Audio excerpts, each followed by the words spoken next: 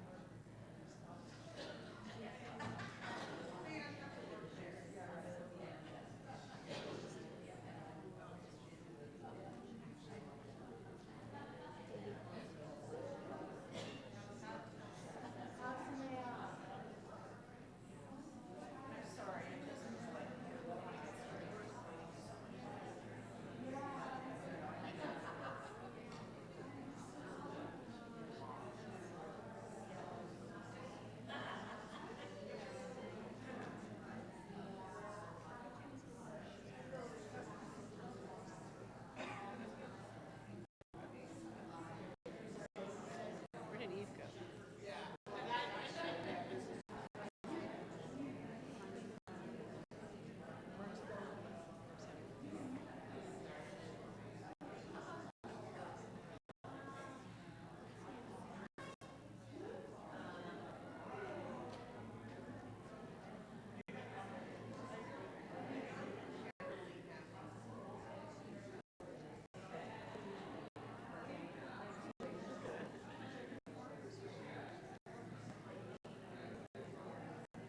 I spilled all my water and then I had to ask somebody to get it. Oh, oh, I didn't. Yeah, I did.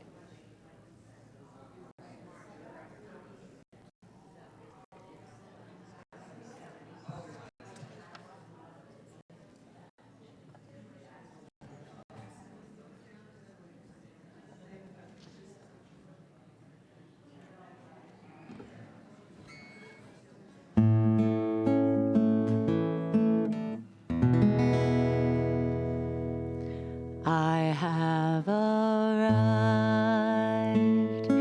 I am home in the here and in the now. I have arrived. I am home in the here and in the now. I am solid. I am free. I am solid. I am free. In the ultimate I dwell. In the ultimate I dwell. I have arrived. I am home in the here and in the now. I have arrived. I am home in the here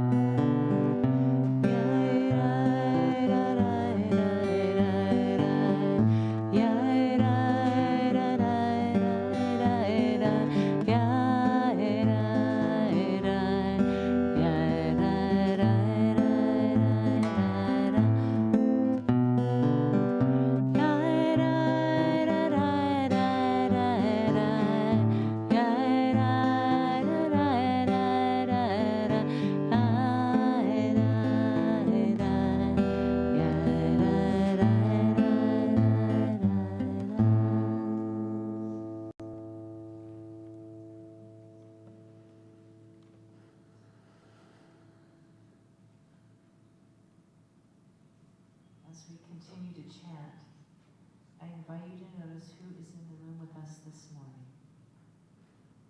Without getting up, please gently greet one another with your eyes, with a smile, with a sparkle or with a bow. Invite the divine within yourself to greet the divine in the other. For Shana Tova, a good year, a year of healing, a year of growth. We can continue to stay internal while noticing that we are connected to those in the room and beyond.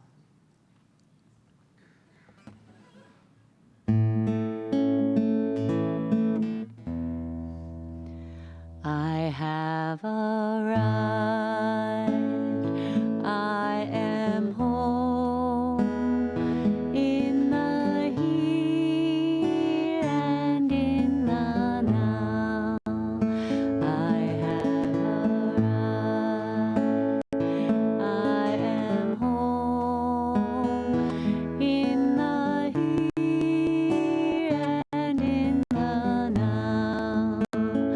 I am solid, I am free,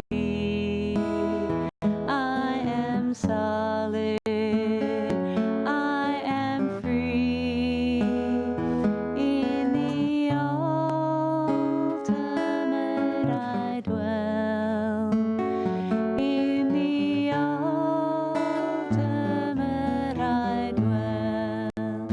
I have arrived, I am home in the here and in the now. I have arrived, I am home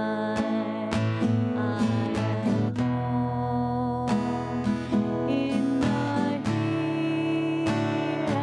in the now. I am solid, I am free, I am solid, I am free, in the ultimate I dwell, in the ultimate I dwell. Shana Tova, Good Yantiv, Chag Sameach. Do we have any other languages? So there are some people who will join us later and they will filter in as they are now. And I want to ask you to be conscious of them as they enter. Gently greet them with your eyes or with a bow and help them get oriented. Help them feel welcome and part of the day, not like they're late or interrupting, but just that they're joining. Rosh Hashanah is such a day of sweetness, such an individual celebration, a time to reflect on our year, to look forward, to hear the voice, to hear the sound of the shofar. It's also a day of communal celebration and connecting with Jews and fellow travelers all over the world, past, present, and future. For some, it may be a difficult day, this annual reflection process. And for others, it is a long, awaited, and precious time. For some, today may be sprinkled lightly or not so lightly, with pangs of grief or despair. For some, it is also a day celebrating another day of recovery, another day of healing, or another day of being alive. And for many of us, it's a mix, really pieces of it all. We hope to integrate ways that our Jewish community, our Jewish spiritual practices, can contribute to social justice movements that are needed now more than ever. This morning we have an opportunity to acknowledge what is hidden and bring that into our prayers.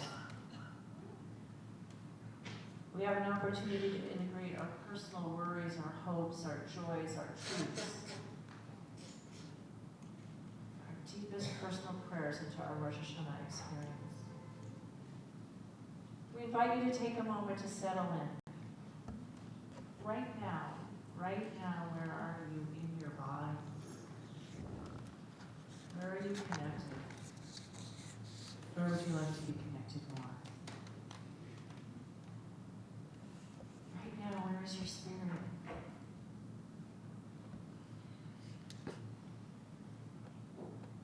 Where's your mind?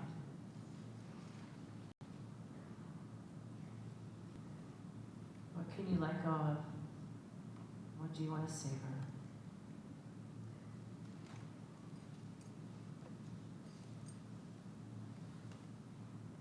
What is the prayer you are holding tenderly this morning? With each prayer or ritual or melody we experience together, I invite you to revisit this question of what prayer you are holding tenderly this morning and bring it forth throughout the morning. You might be surprised at what you find.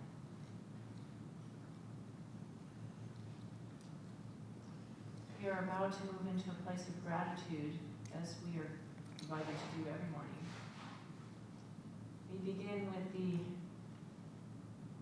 gratitude for the bathrooms, water, a scent-free section, Ezekiel, who's doing sound for us. The water fountain is in the hall. The scent-free section is over here. And on the main floor, we have 2 gender-neutral bathrooms, and the women's restroom is downstairs. We offer gratitude for the invitation to trust and listen to our bodies, to dance when others are sitting, or sit when others are standing, however we are called. We invite you to sit quietly or stay internally focused anytime today, no matter what else might be happening in the room. This is your day, a day of renewal, reflection, and resting into communal and individual prayer. Honor yourself as you would a friend. Honor yourself as a Rosh Hashanah imperative. This will be imprinted on your soul and influence your life moving forward. The decision to sit when you need or to dance when you need may be the seed planted that helps you free your life. You may notice that I will be sitting more than I might usually do because of a broken arm, but I am here with you and modeling taking care of ourselves. On page 1 of your handout, you'll find a song called In Breath, Out Breath. Please join me in singing, or just listen as you wish, to this song of gratitude for breath.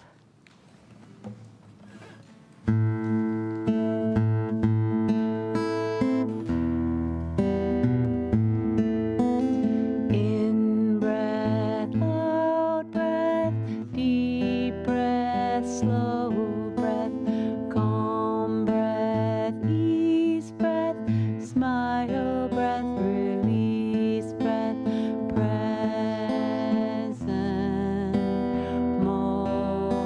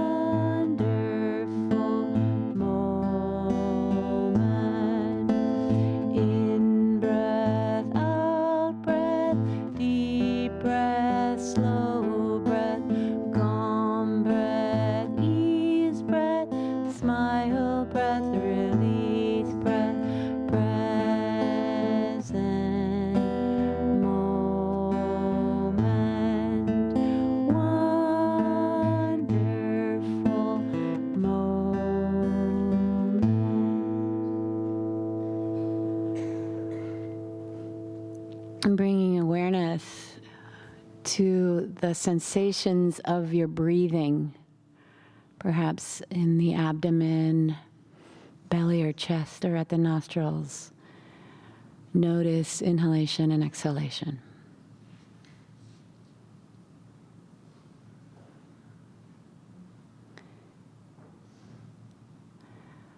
Aware also of the sensations of your body in the sitting posture. Feeling the bends of the body, and in particular, noticing the places of contact with the floor of the chair.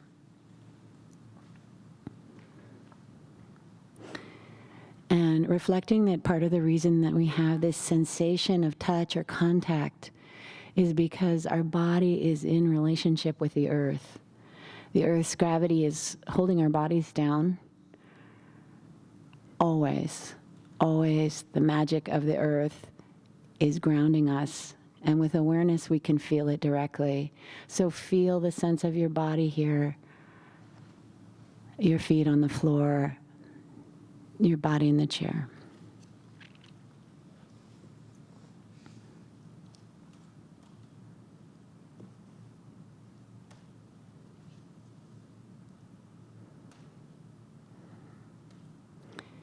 With awareness, breath of the body's connection with the earth, we can use this quality of awareness or mindfulness to notice other things in the here and now that we could call blessings.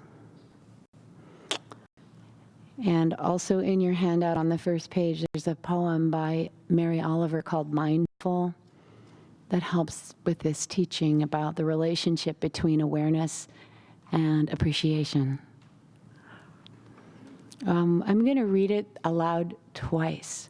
The first time that I read it, listen, and if you can deal with the size of the font, read along. And then the second time I read it, speak with me, read it with me, any part of it, all of it, or any part of it that particularly resonates for you. Okay, but the first time I'll just read it through. She says, "Every day I see or hear something that more or less kills me with delight, that leaves me like a needle in the haystack of light. It was what I was born for, to look, to listen, to lose myself inside this soft world, to instruct myself over and over in joy and acclamation. Nor am I talking about the exceptional,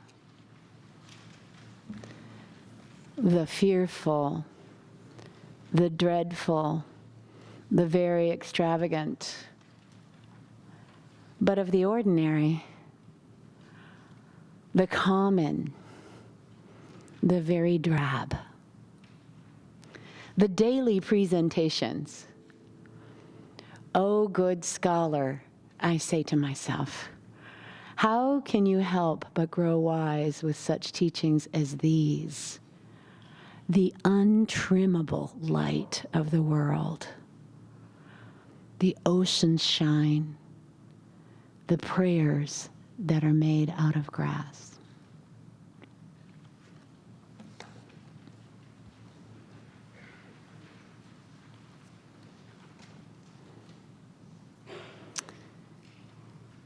Every day, I see or hear something that more or less kills me with delight, that leaves me like a needle in the haystack of light.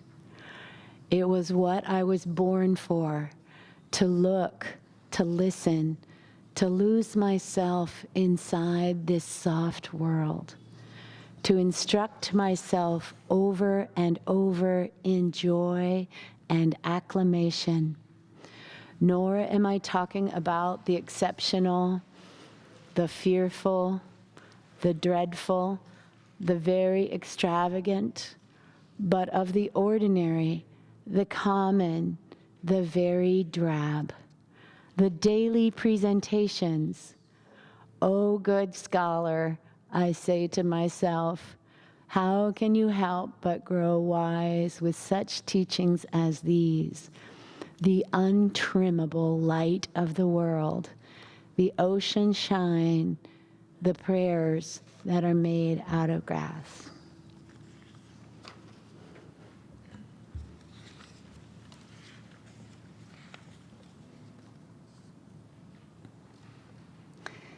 Let's take just a few moments to sit quietly together, inviting our minds into the present moment, and with a further instructions for our minds, which is to come into the here and now, this place, the people around us, whatever's happening in our body and mind and heart as it is. Come here with a sense of compassion and gratitude, investigating the here and now, and see if we can turn up one blessing, one thing that's here with us in the moment that we could feel some genuine sense of appreciation for. We'll sit together in silence for 2 or 3 minutes, and then I'll ring a bell.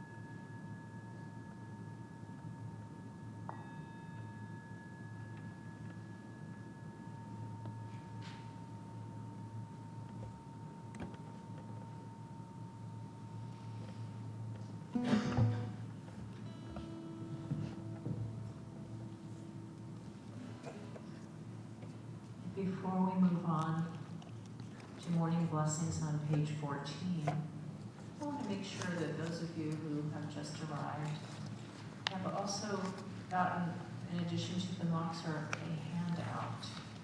If you are missing a handout, I think Dee has one out there for you. Our gift to you is we want to make sure everyone is on the same page.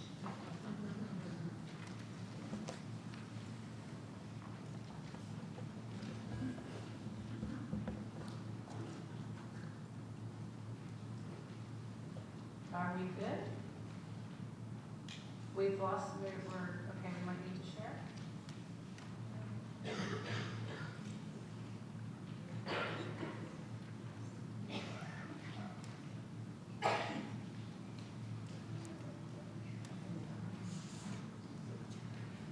So sharing is being called in order this morning. That's a good value for Rosh Hashanah. Oh, there's an extra one, maybe. Yeah, thank you. We want to make sure everyone is with us, right? Thank you, everyone, for pitching in. So as we move deeper into gratitude, we think of gratitude as our individual and collective medicine. It's our medicine. So we take it very lightly and very seriously at the same time. We rise in body and or spirit as we flow with the river of the morning blessings on page 14. And as we go through this, continue to ask, what is the prayer of gratitude you are holding this morning? Baruch atah Eloheinu ha'olamim, enabling the rooster to distinguish day from night, Baruch Shekinah Eloheinu ha'olamim, She'astani bat ami, making me a child of my people. Baruch atah Eloheinu roch halam, Making me a free person. all together. Baruch Shekinah Eloheinu ha'olamim, Making me in a divine image. Baruch atah Eloheinu roch halam, Imbuing us with vision. Baruch Shekinah Eloheinu ha'olamim, Clothing the naked. Baruch atah Eloheinu roch haolam, Freeing the imprisoned. Baruch Shekinah Eloheinu ha'olamim, Lifting up those who have been low. Baruch atah Adonai Eloheinu melech haolam, Preparing firm land above the waters. Baruch Shekinah Eloheinu ha'olamim, Preparing that which would satisfy all my needs. Baruch atah Adonai Eloheinu melech haolam, Preparing our daily journeys. Baruch Shekinah Eloheinu ha'olamim, Giving us power. Baruch atah Adonai Eloheinu roch haolam, Crowning us with glory. Baruch Shekinah Eloheinu ha'olamim, Giving strength to the tired. Baruch atah Eloheinu ha'olamim. What is the prayer on your heart?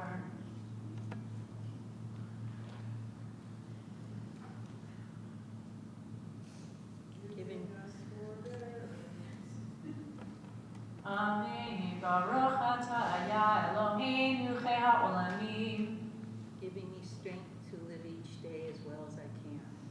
Amen. Baruch atah Eloheinu ha'olamim. Peace in the chaos. Amen. Baruch atah Eloheinu ha'olamim. Amen.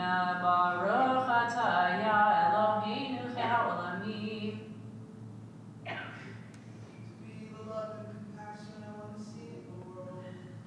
Amen. Baruch Shekinah Eloheinu ha'olamim. Amen. Baruch atah Adonai Eloheinu melech haolam.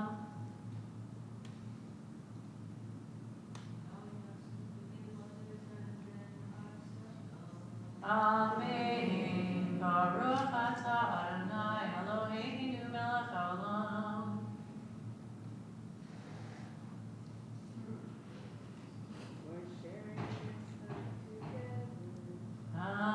Amen. Baruch atah Adonai Eloheinu melech haolam. Thank you, healing power of the universe, for hearing all of our prayers. Amen.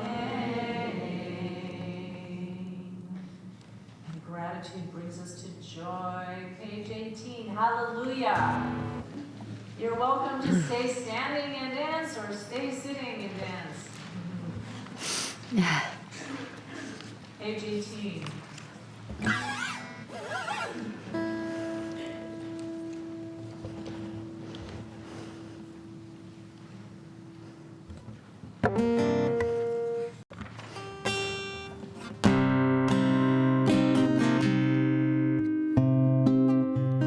Maybe a little less guitar. Thank you.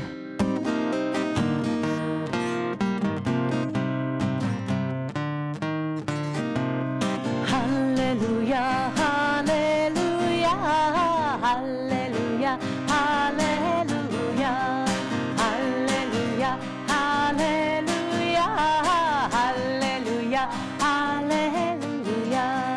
Kohan chamate hallelujah, hallelujah, hallelujah.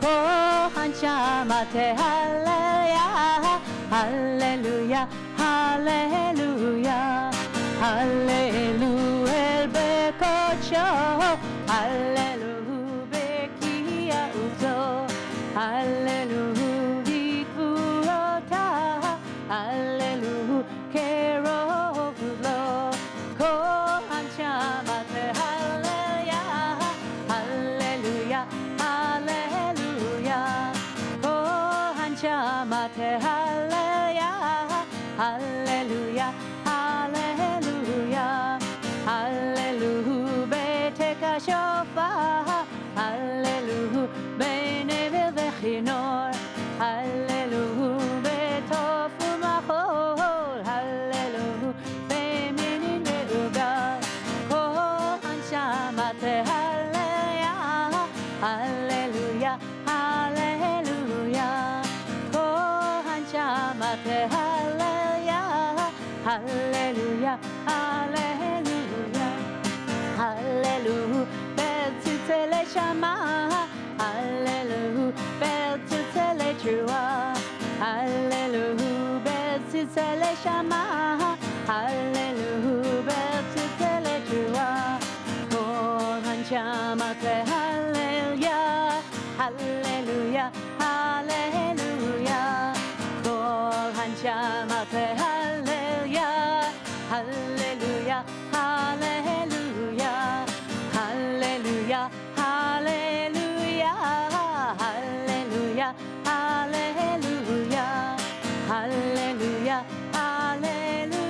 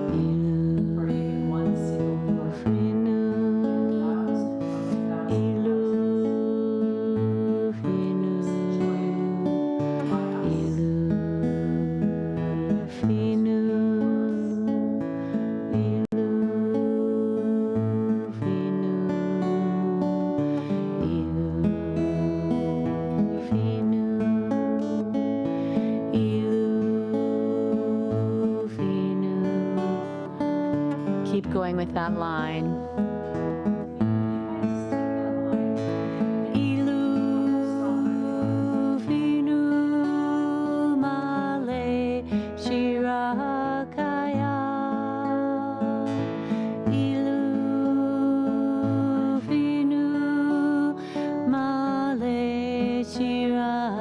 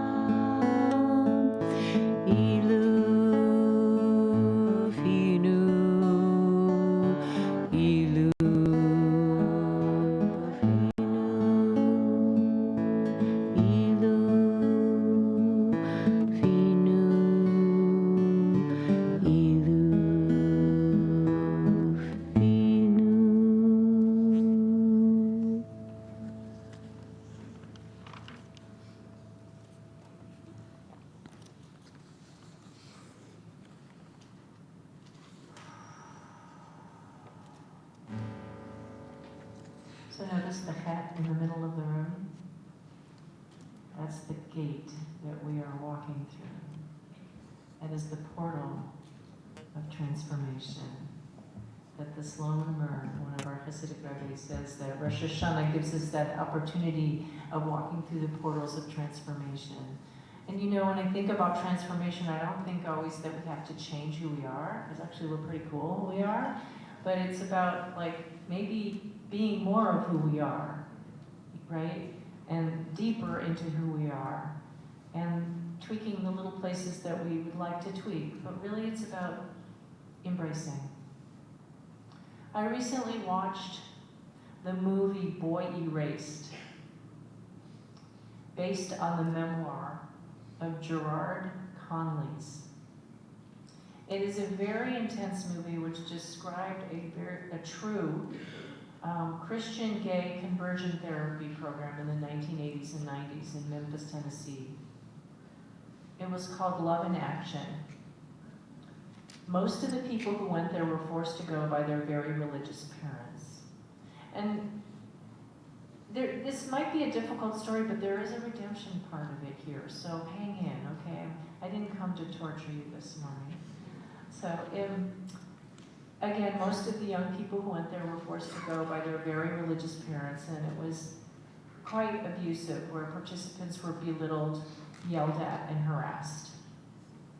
Every day they heard real voices, telling them that they were sick, that they were going to go to hell, God didn't love them the way they were, and much worse.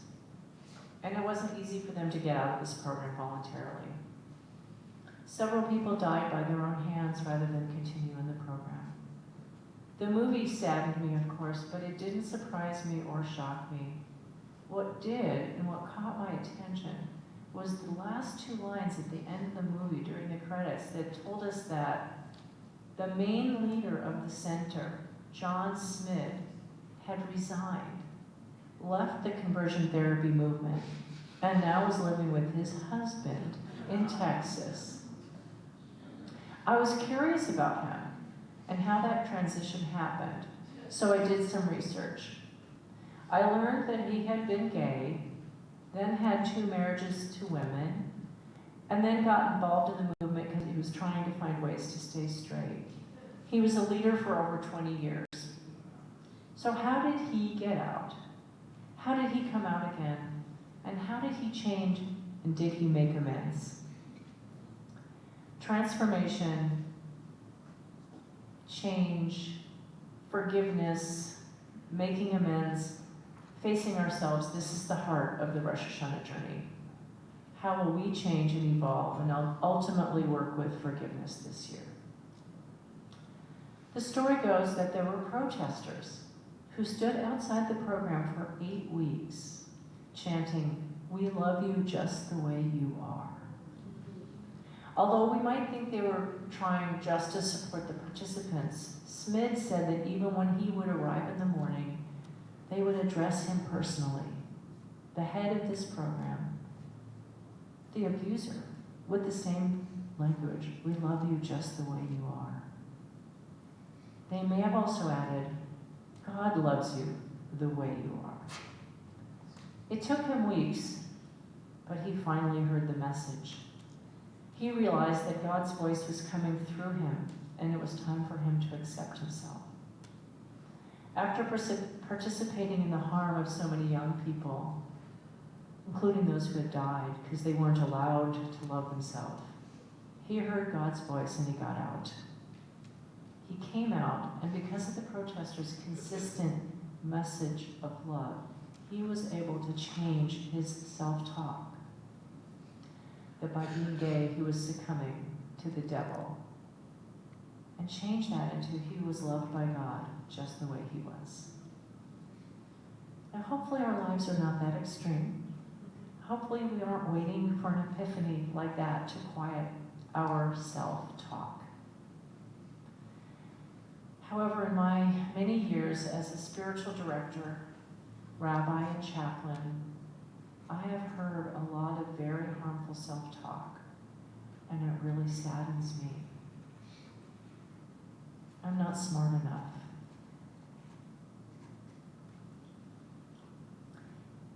It's my fault my daughter got cancer. I don't do enough to save the world. I don't contribute enough to my community. I'm a bad mother. I'm a bad friend. I'm a bad person. I hate my nose. I hate my body. I hate my culture. I hate my life. It's hard to hear that, isn't it? So how can we expect to engage in a meaningful life when there are these voices yelling at us all the time? And the voice is our voice. It's Rosh Hashanah. We're looking at our lives, our connection with the source of all creation and love. And we are probably aware of some of the self-talk that we have that's hard to quiet. I suppose the one side of these repetitive accusations is that we are already very experienced mantra meditators. If we can only learn to change the words that we repeat to ourselves daily, hourly, perhaps we can find a path to kindness and greater participation in our lives. Perhaps we can find a glimpse of a fresh start this year. Rabbi Naomi Levy, in her book Einstein and the Rabbi, which I highly recommend, teaches a beautiful approach to help us calm the negative voices yelling at us from within using one Hebrew word, chusa. Let's say it out loud together. Chusa. It makes it sound like waves crashing against the shore. It's like a whoosh to the word, a feeling of cleansing. Rabbi Levy interprets chusa this way. It's not pity. It's not mercy. It's not just simple compassion. Chusa is the special kind of love that an artist has for her own creation, his own creation, even if it's imperfect. It's a compassion for something that's flawed. Chusa involves the absence of judgment. Let me say that again. Chusa involves the absence of judgment. The prayer, Hanishamalach on page 55, pleads God to protect and show kindness to the soul and the body that God created. They translate, who says protect? I would add, be tender. We plead with God to have compassion on us, no matter our flaws. Hanishamalach ve'haguf po'alach husa, husa, husa melach, husa, husa melach, hanishamalach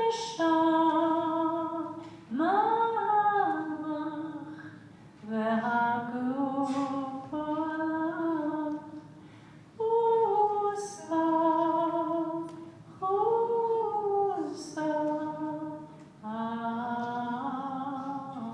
melach. Chusa is the way we love our children, even though they are messy. Their uniqueness and messiness makes them even more beautiful. Chusa is the way we love their artwork and put it on our walls, even when it's a mere scribble on paper. Chusa is the voice of the soul that says, try again. It's okay. You are precious. So instead of the litany of self-talk that speaks like a judge, we can let our compassionate soul fill us with unconditional love using the word chusa. Chusa doesn't mean denial. It means that with kinder eyes, we give ourselves permission to look at ourselves without cringing and without hate, so that we can actually see what's there, what needs fixing, so we can face what we resist.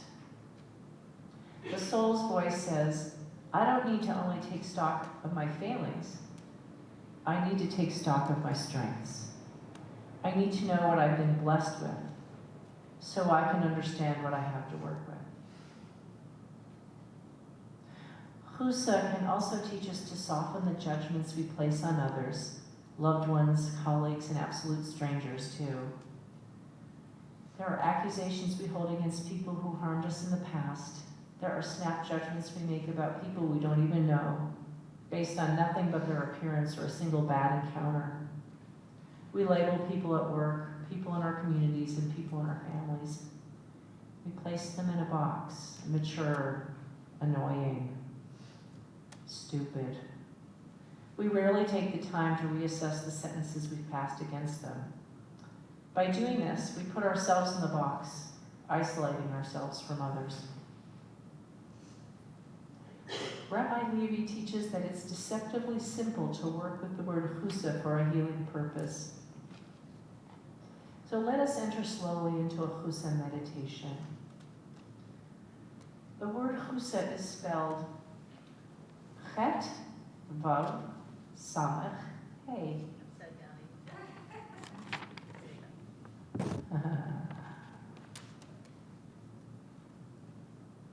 We're going to invite you to let that word float inside of you. So let's sit quietly and get comfortable. If you want to close your eyes, or if you want to keep your eyes on the word up on the podium, let the word chusa float inside of you.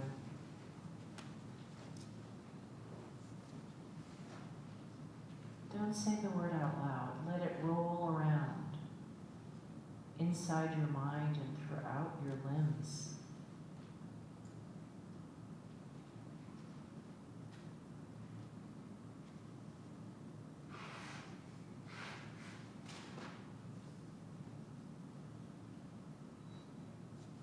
You can imagine you swallowed the word like medicine. And soon it is relieving the pain wherever you hurt.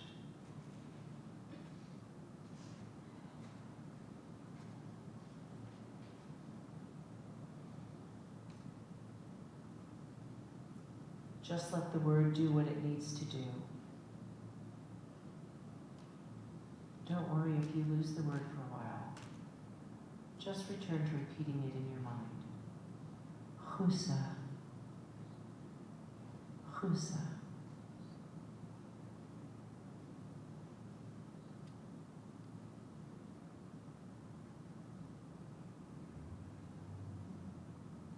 Take it lightly.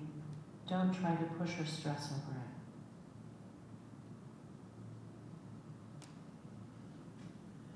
it. Let it dance inside you like a flickering flame, illuminating you from within.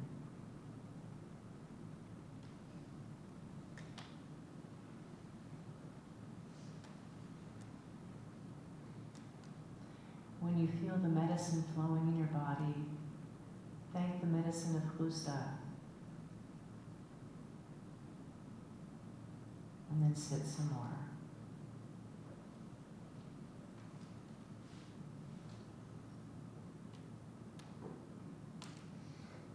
Let it dance inside you like a flickering flame, illuminating you from within.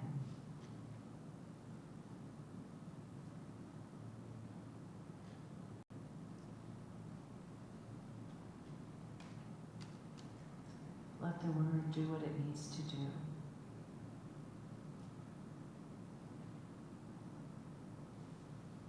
In your toes, your legs,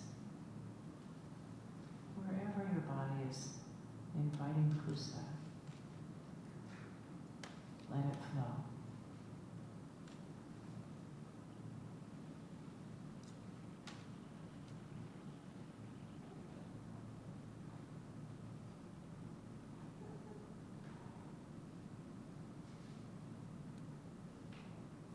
When you feel the medicine flowing in your body, thank the medicine of Chusa again,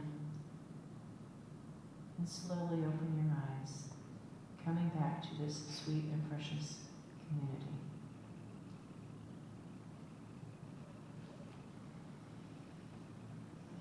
If you found meaning in this practice, I invite you to do your own Chusa meditation practice at home, starting with a few minutes, building to 10, and then stretch it to more and more until you reach 18 minutes of unconditional love. Day by day, the word Chusa begins softening our judgments, melting our barriers. It allows us to look upon others with a more forgiving eye, and we begin to look upon ourselves with a more forgiving eye. The protesters outside the Love in Action program were like the word Chusa, washing through John Smith every day until he could feel it, really feel it throughout his body and soul. He internalized what the protesters were finally saying to him, that he is worthy of love, even God's love, just the way he is. At the same time, he knew that all the people in the program were similarly worthy of love, just the way they were. This deep knowledge allowed him to step back, see all the harm his program had done, accept responsibility for his part, and then move forward to do right by shutting down the program and take steps to make repairs. And then there was the aftermath. How did he face himself for his part of causing serious harm? I can't imagine what it was like for those who suffered because of the program. I also know that John Smith had to live with his life knowing how much he had caused the long-time suffering of others.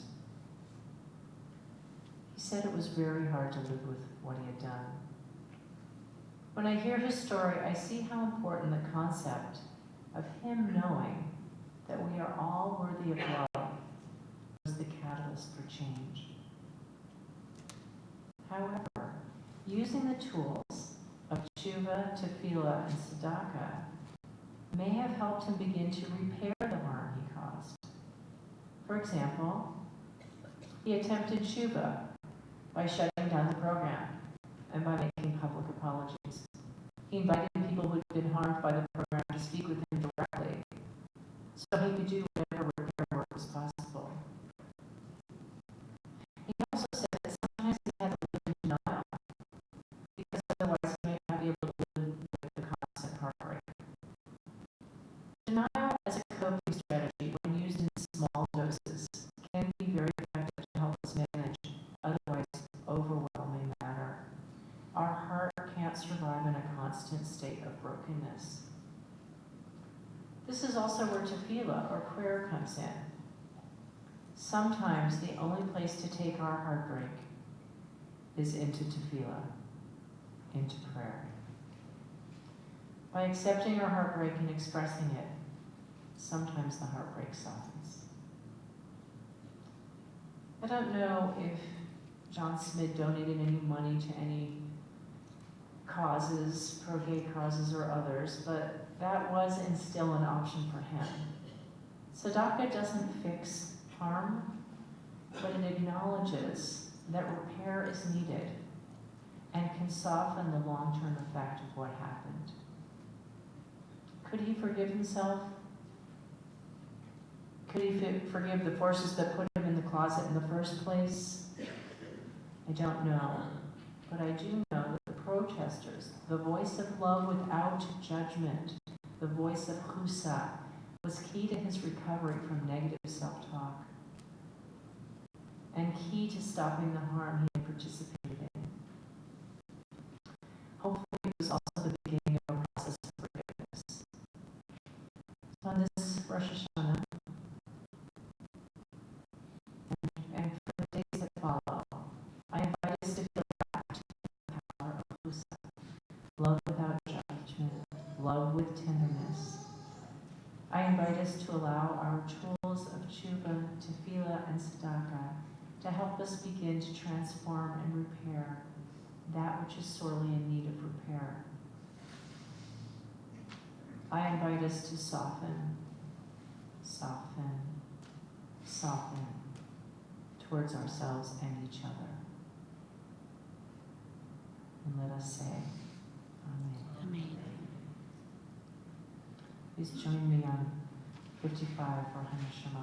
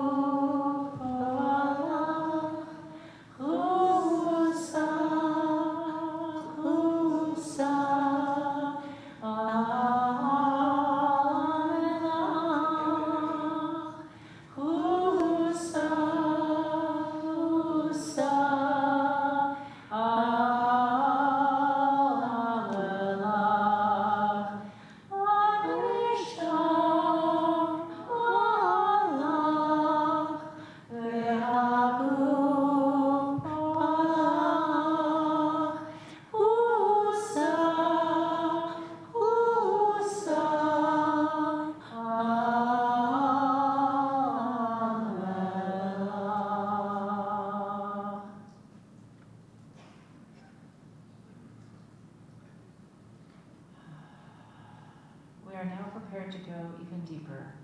We take our personal prayers and we bring them into communal liturgical prayer. Before we rise for the call to prayer on the top of page 22,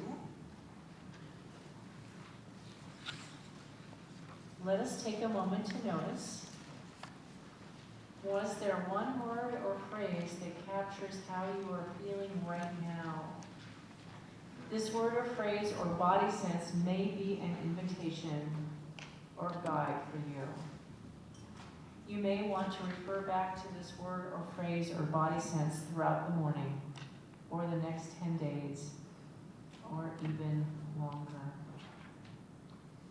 We bring a new melody and kavanah for the Baruch Hu, beginning with Am I Awake on page 2 of your handout that will lead us into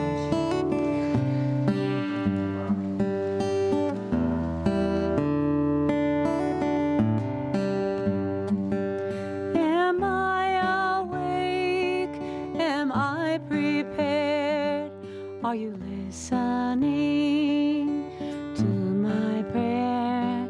Can you hear my voice? Can you understand? Am I awake? Am I prepared? Yalla lie, lie, lie. Yalla lie, lie, lie. Yalla lie, lie, lie. Yalla lie, lie, lie. Yalla lie, lie, lie. Yalla lie, lie, lie. Yalla lie, lie, lie. Yalla lie, lie, lie. Am I awake? Am I prepared? Are you listening to my prayer? Can you hear my voice? Can you understand? Am I awake? Am I prepared? Yalla lie, lie, lie. Yalla lie, lie, lie. Yalla lie, lie, lie. Yalla lie, lie, lie. Yalla lie, lie, lie. Yalla lie, lie, lie. Yalla lie, lie, lie. Yalla lie, lie, lie. Baruch Hu et Adonai Hamevorach. Baruch Adonai Hamevorach le'olam va'ed. Le'olam va'ed. Yalla lie, lie, lie. Yalla lie, lie, lie. Yalla lie, lie, lie. Yalla lie, lie, lie. Yalla lie, lie, lie. Yalla lie, lie, lie. Yalla lie, lie, lie. Yalla lie, lie, lie.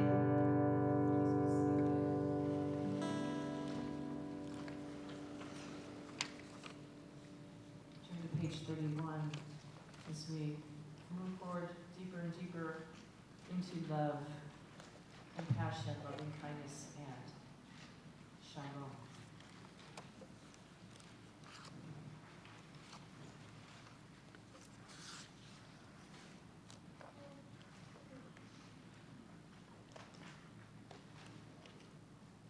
Is it not up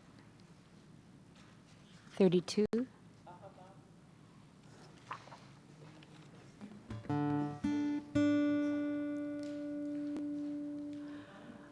Ava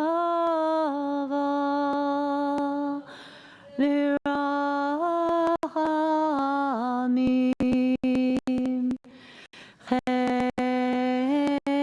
Chesed V'Shalom Ava Virachamim Chesed V'Shalom Ava Virachamim Chesed V'Shalom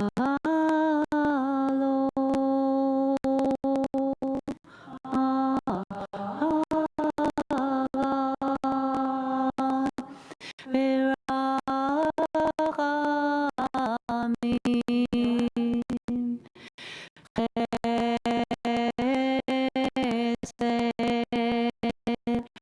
V'Shalom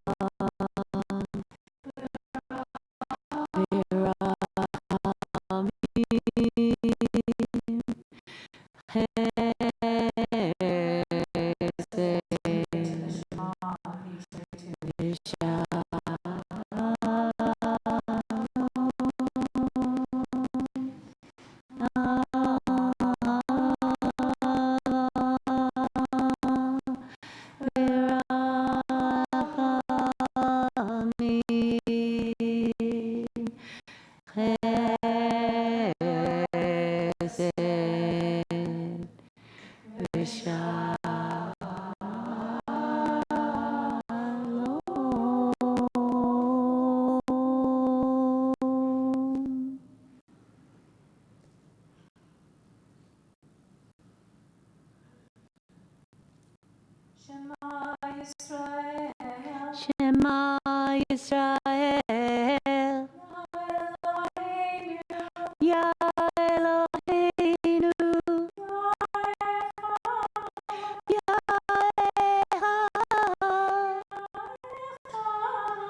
Ya Echad.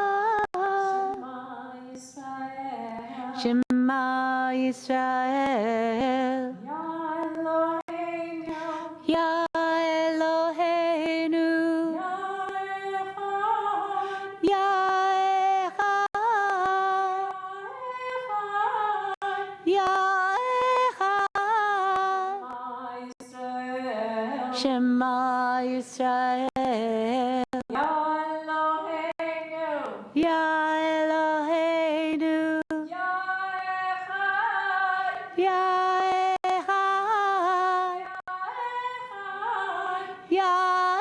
Echad. Shema Yisrael. Ya Eloheinu. Ya Echad. Ya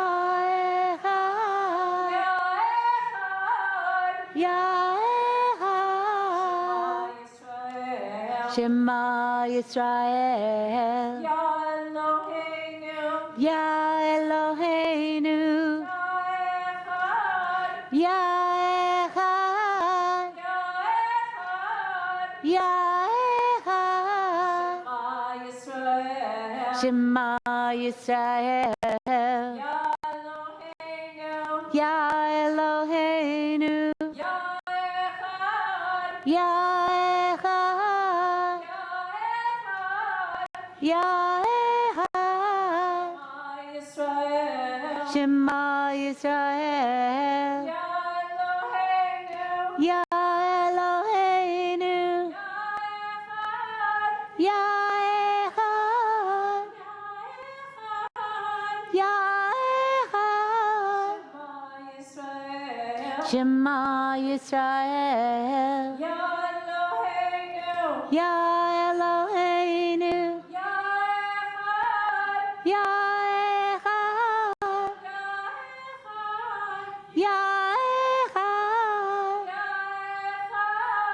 Ya Echad. Ya Echad.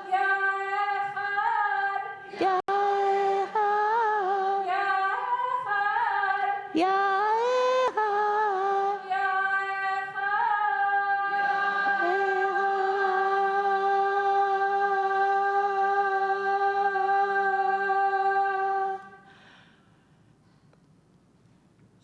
Shema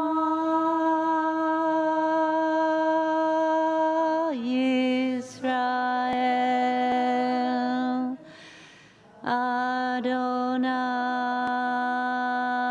Adonai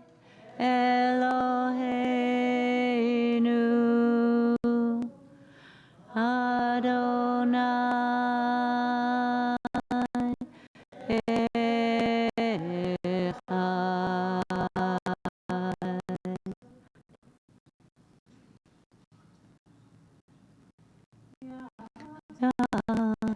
Adonai Elohecha b'chol levacha ובכל נפשך ובכל מאודיך ויהיו הדברים האלה אשר אנוכי מצווה היום לך שמעת עיניך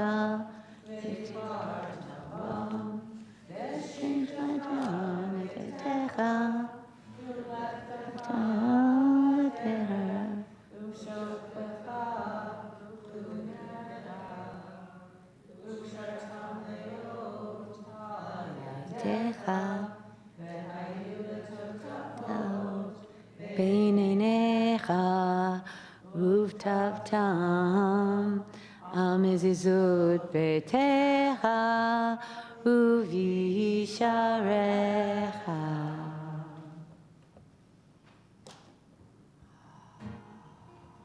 Hold that in front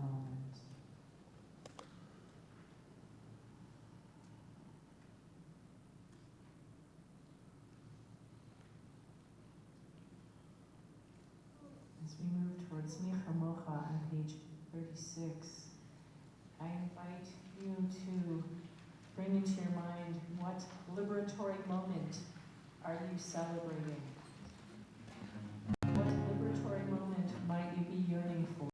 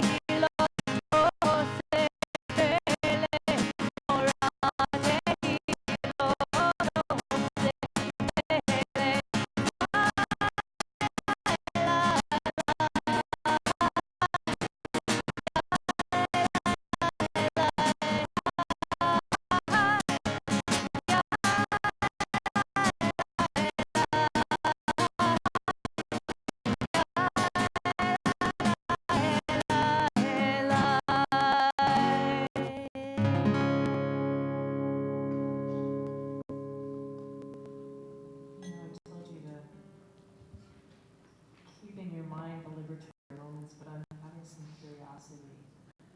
I'm wondering if anybody wants to share any moments of liberation or yearning for liberation.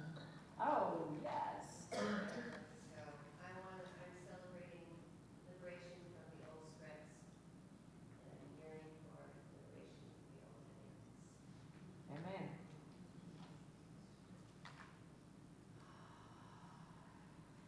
Yes. I'm celebrating liberation from the limitations I felt from Judaism in my childhood to this moment right now. Amen. Can people speak as loud as they can? Go ahead. Yeah. I'm celebrating liberation for self-care of my body. Self-care of my body. And Bracha said liberation from the Judaism she knew from her childhood to the Judaism of today. Yes. I'm celebrating personal liberation. Personal liberation. Which is that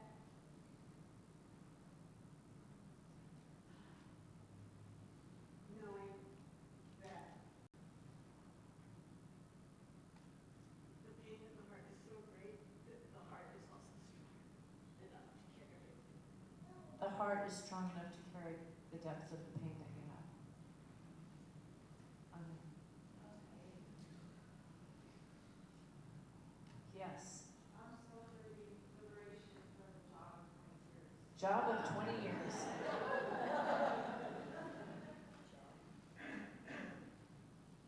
Yes.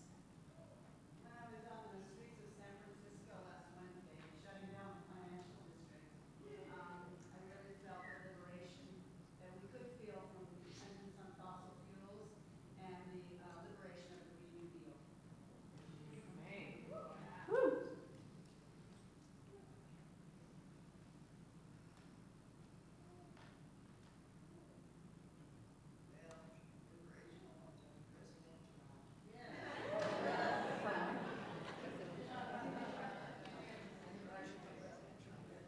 Okay. Somebody over here. Yeah. This year I've begun to feel the liberation from all the divisions within Judaism. Divisions within Judaism? Yeah, whether I'm a conservative show or a Bible show, the Orthodox show, that I can go into any of those shows and feel part of that congregation. And we're worshiping the same God, the same melodies. It's such a liberation not to be divided, worrying about citizenship. Liberation of separateness within Judaism.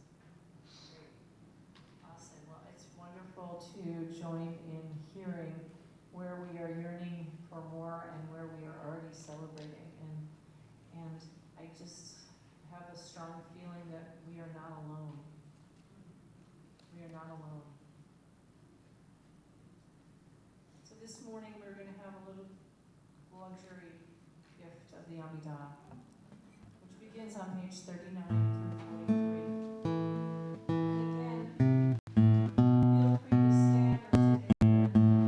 Maybe you want to go outside, that's fine too. You can read a prayer book, there's a prayer book going to praise the Lord.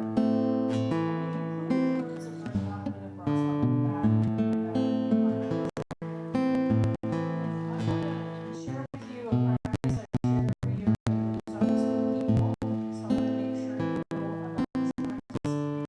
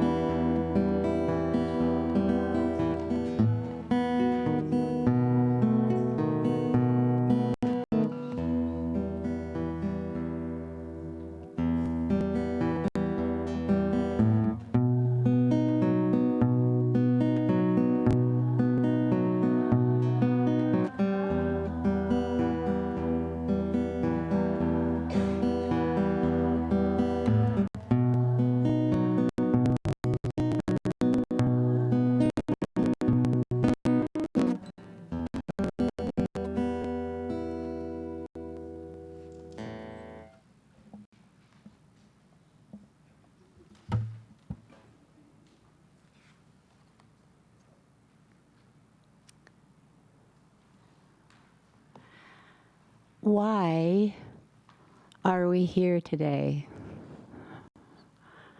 What brought us here?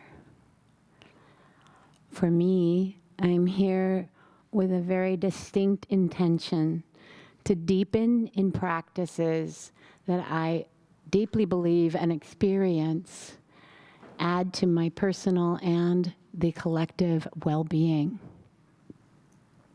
And I want to speak about and practice very specifically some of these sort of umbrellas of practice with you.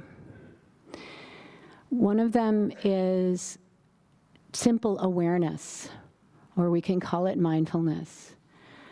Our innate capacity to bring ourselves back into the here and now, feel our bodies in the chair, see the colors in the room, notice what's happening internally, both physically and emotionally. That capacity for awareness is a refuge.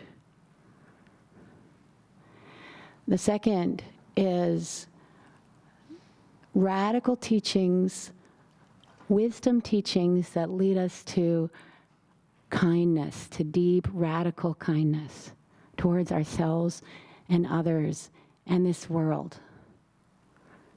And kindness entails compassionate action. And the third of these three practices that we come together here to share with is the practice of like-minded, supportive spiritual community. So those three things: awareness, radical kindness, and spiritual community. And I want to propose that those three refuges, they're taught in Buddhism as the three gems, that we practice them here and that we can find them in many places. But with awareness or consciousness of these potential refuges, we can consciously and intentionally seek them, as I am today, as I imagine we all are today. So I want to tell you my story about how I landed in the very clear seeking of these three refuges.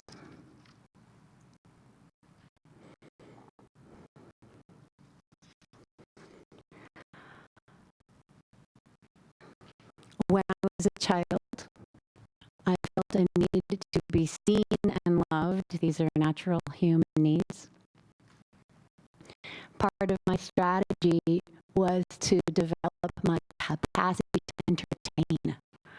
I had a natural, supported by my mother and my family, and a natural ability to sing and songwrite and act.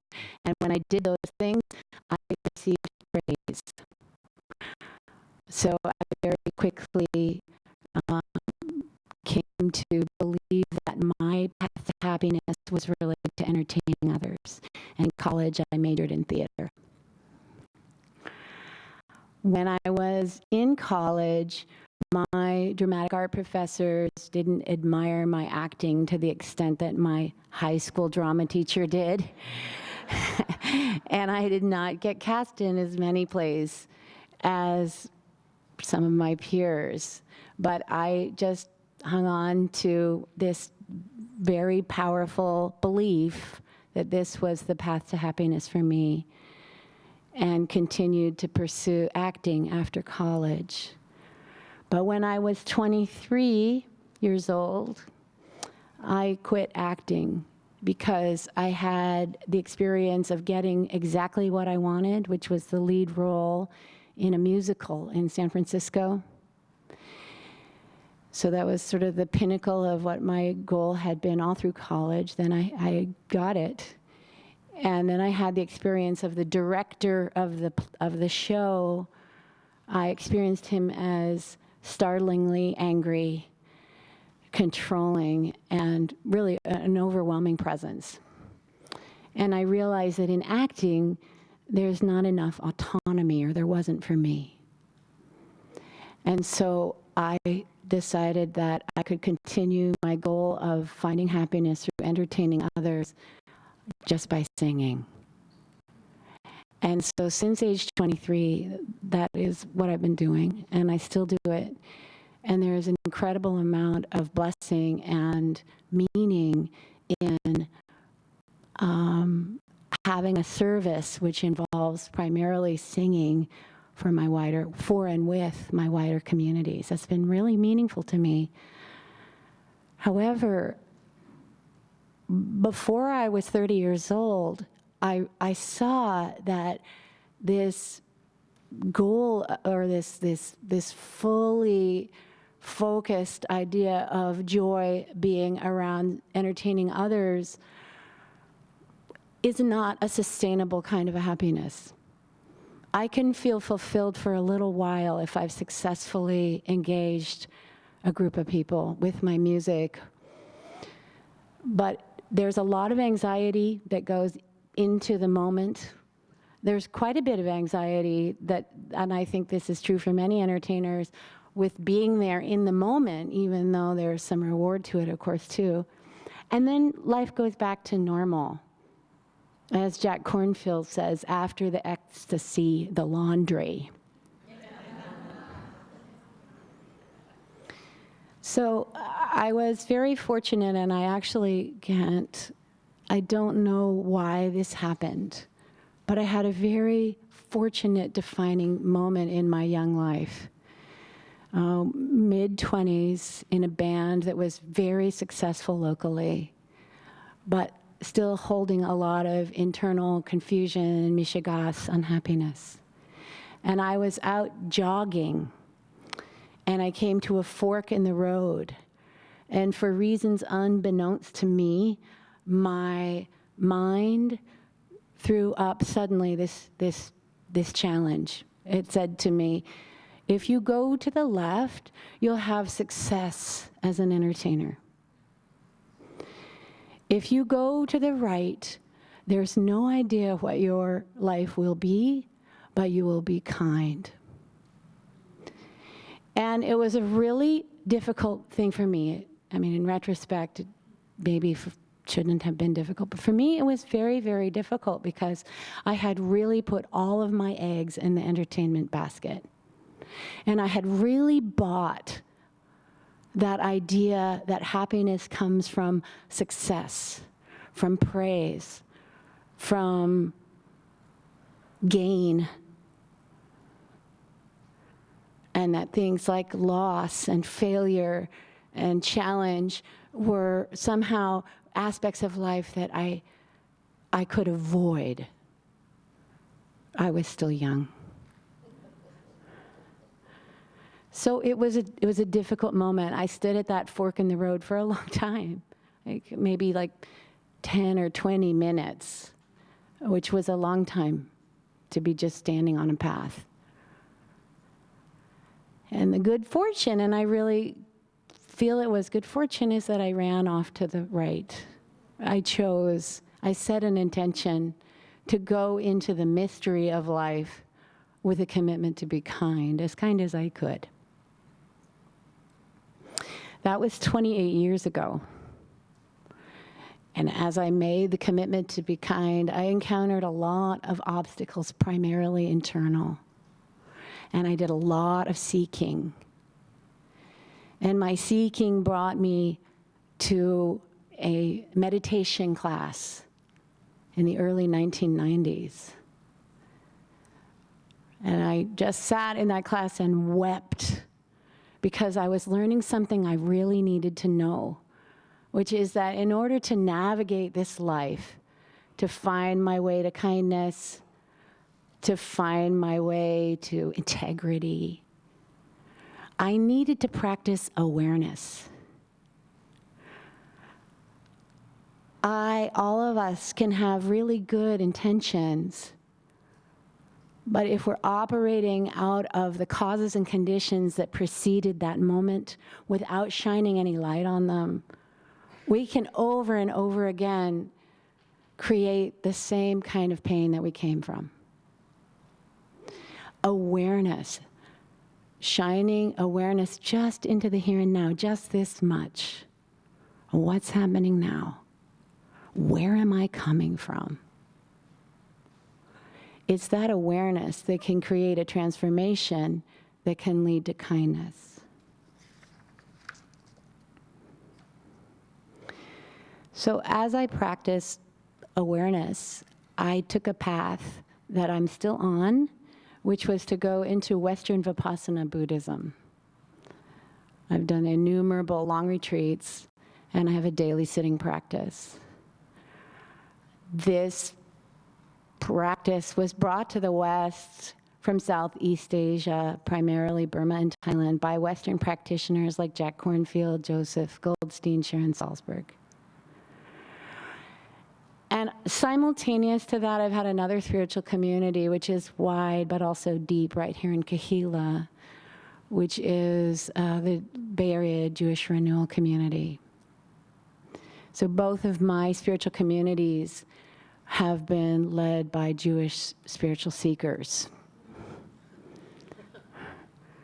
Both of them. And I've been in Jewish community, but I was not born Jewish.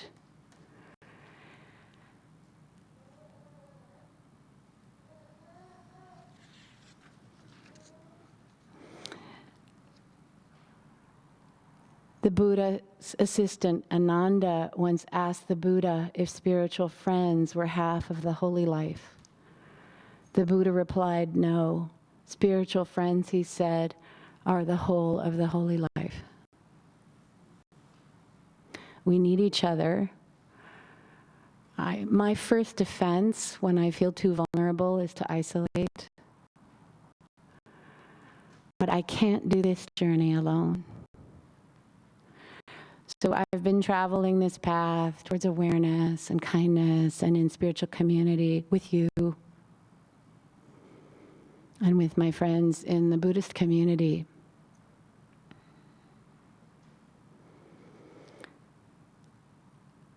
After many, many years,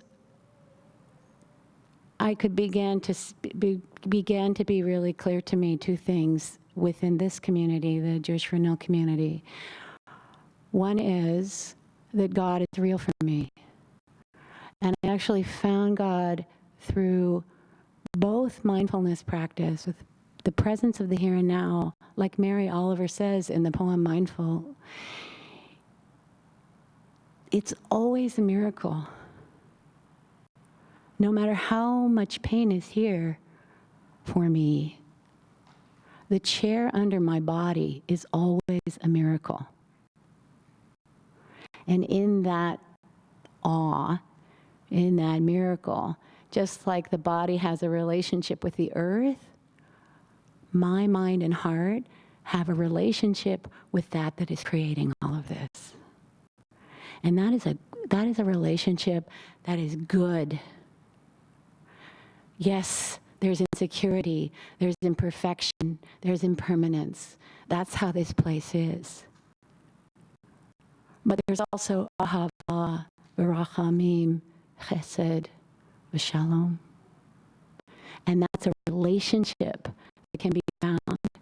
And I found it through mindfulness and also through Jewish music, prayer, and ritual practice. So this summer, I converted to Judaism. I am a true Boo Jew.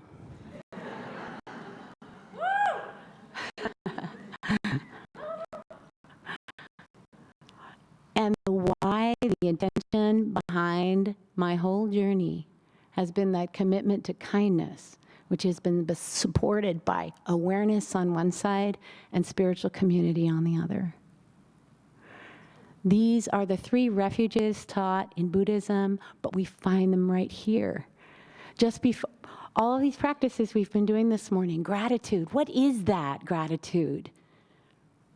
What is it doing to us, to our minds, to our hearts, when we look for and appreciate the good in our lives?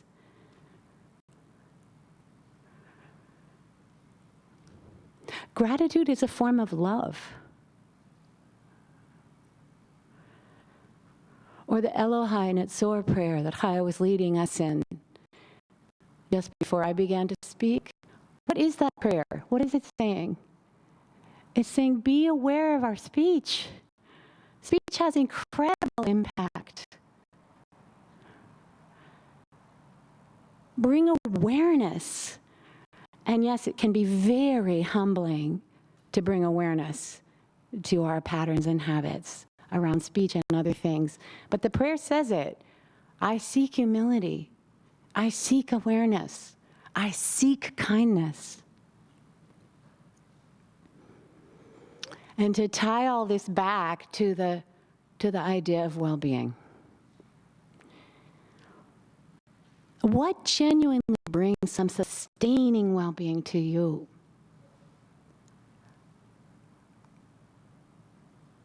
I still love to sing for my communities, for and with a little circle of children or a big group of people.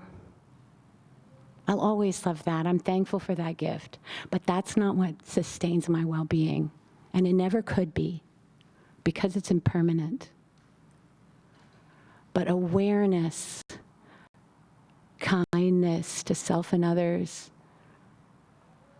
and safe, loving friends, those are true refuges. Those are places we can all go to replenish.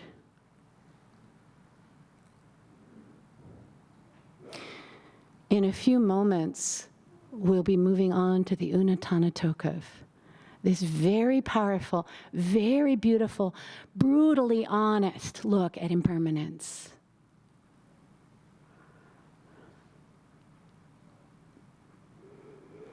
And when we're really present with impermanence, there's really only, as far as I'm concerned, there are only really three things that matter.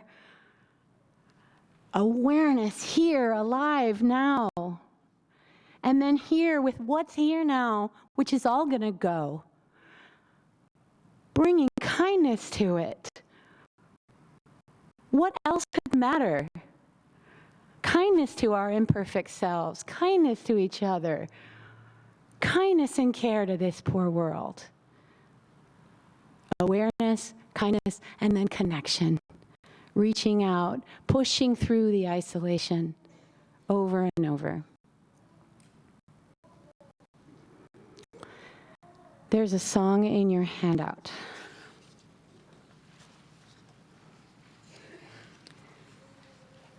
I think it's on page 2.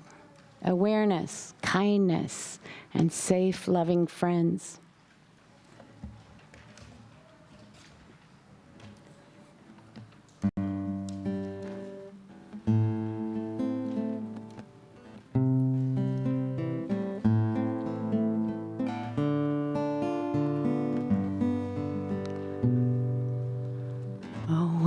Awareness, kindness, safe, loving friends, bring well-being, it never ends. Awareness, kindness, safe, loving friends, bring well-being, it never ends. Awareness, kindness, safe, loving friends, bring well-being, it never ends. Awareness, kindness, safe, loving friends, bring well-being, it never ends.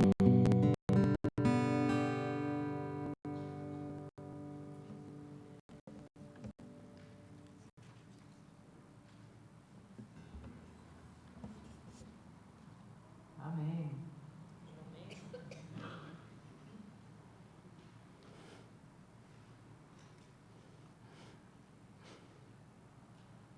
We turn to page 60.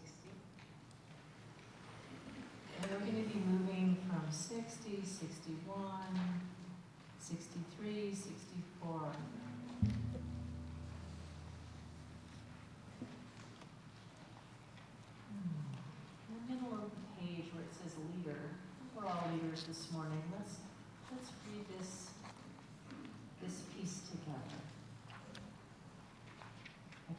now before you with awe in my heart. I know deep within me my flaws and my errors. Give me the wisdom, the strength that I need. Let my prayers arouse the hearts of those who pray here. Yeah, if you want to rise from the Tanatoga, feel free to rise at this point.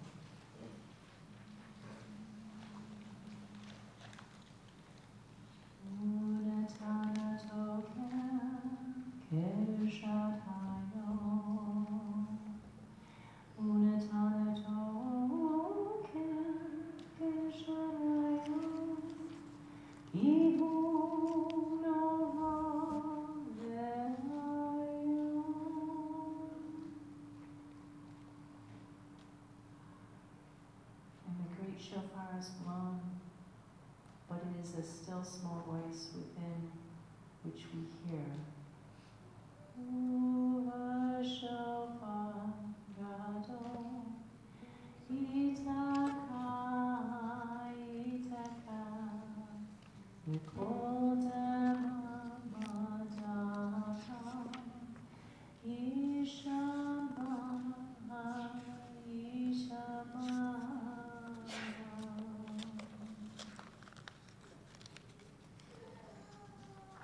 Top of page 63.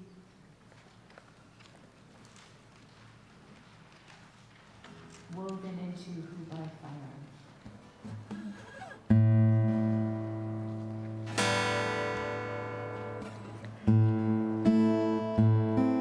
Rosh Hashanah Yekatemun Yekatemun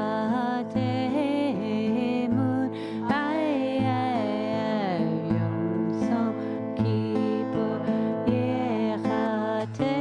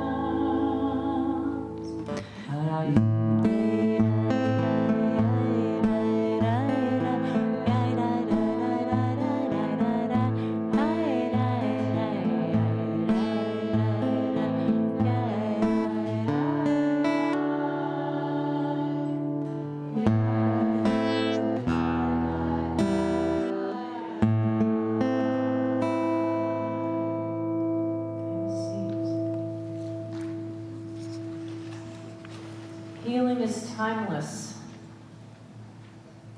We turn once again to healing. The Mishabara means the one who is blessed. We connect with the past, touching the present and influencing the future. We're going to sing a Mishabara, a healing blessing that is just for you. So we're going to ask you not to sing along with it. And ask you to think about the places within yourself that need healing. Body, mind, spirit, relationship. What needs healing?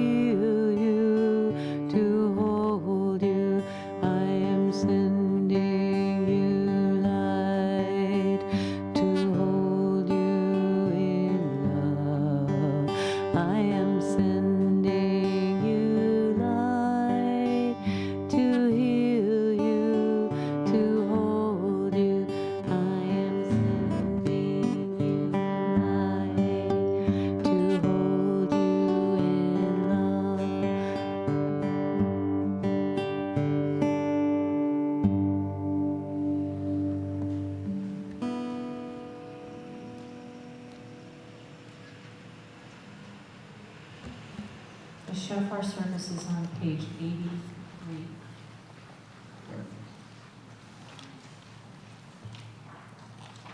Continuing on to 84 and 85.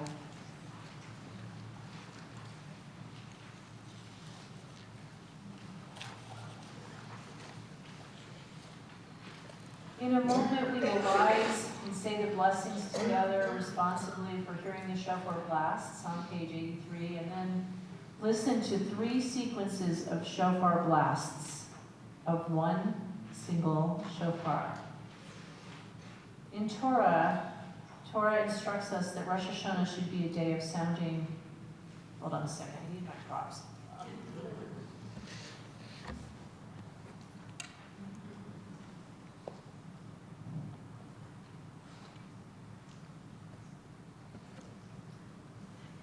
Torah instructs that Rosh Hashanah should be a day of sounding the true awe.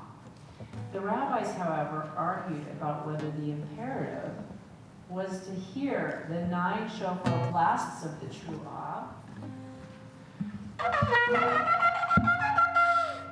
or the 3 blasts of the shvarim.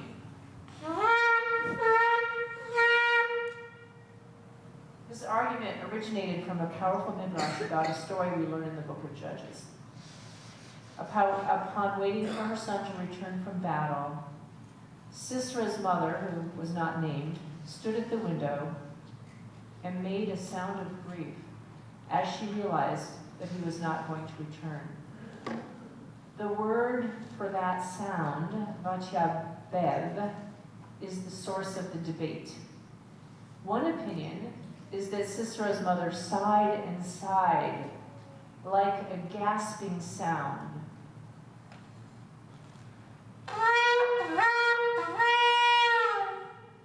And one opinion is that she cried and cried like the sound of the true ah, 9 short blasts, constantly broken, like uncontrollable crying.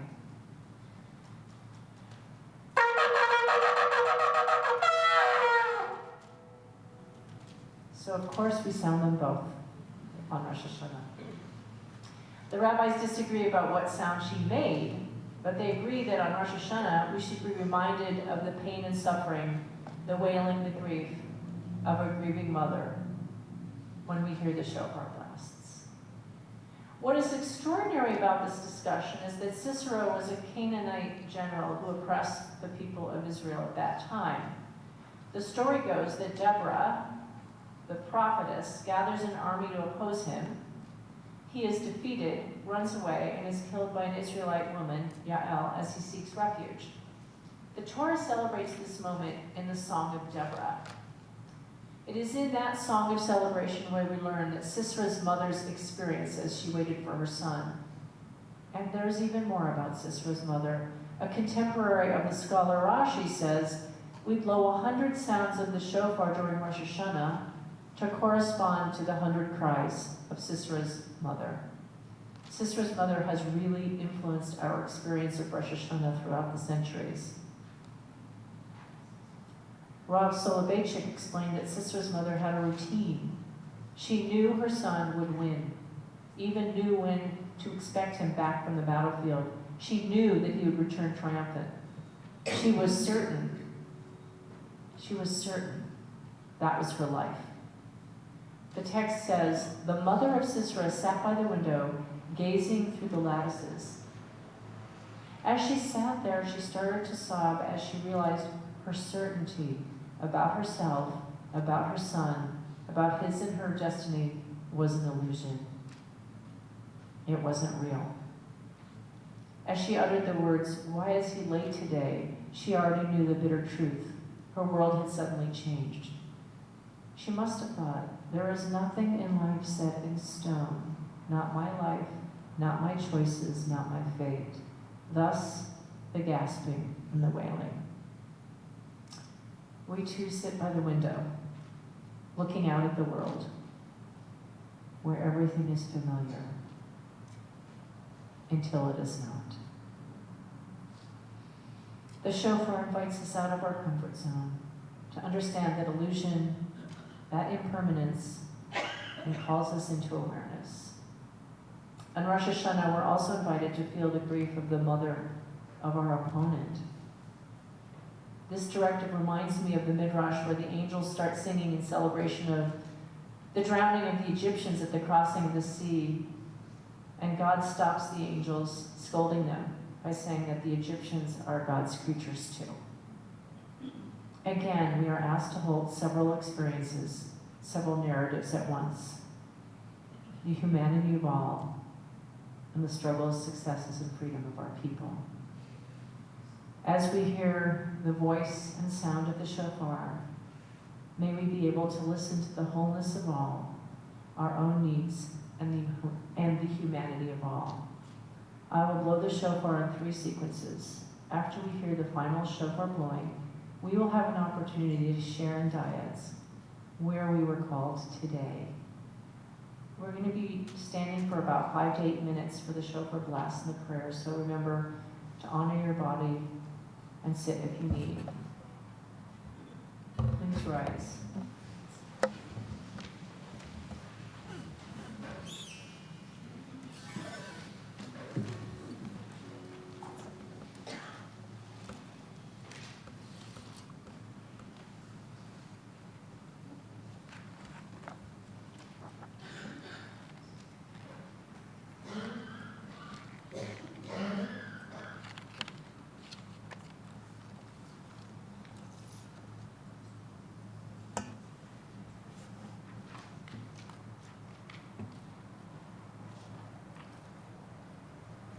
We call in response.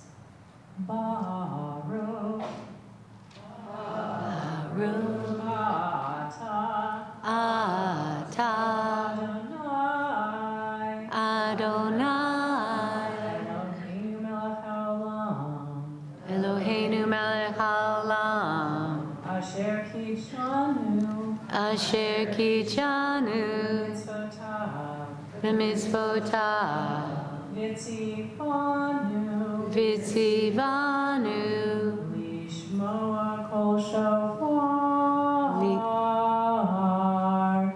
Lishmoa kol shofar. And then the Shachianu will do together.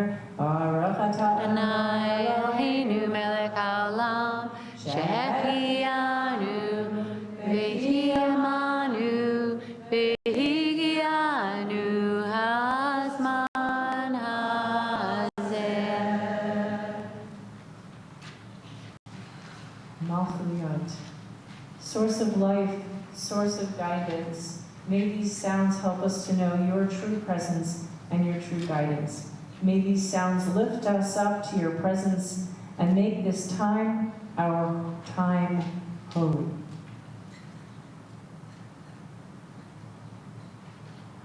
Tekiah.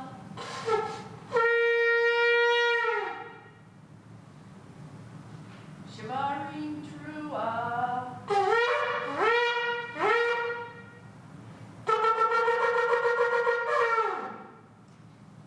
Tekiah.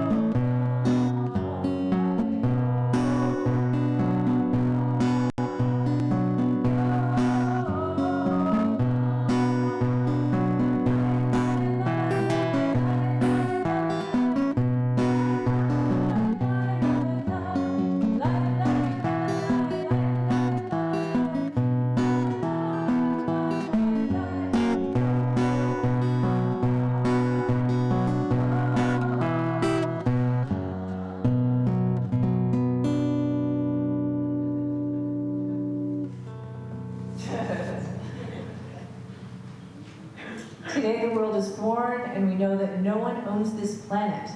No one is ultimately sovereign but the sovereignty of heaven. But let us treat this world responsibly, for if we destroy it, there is no one to set it right after us. Zifranot.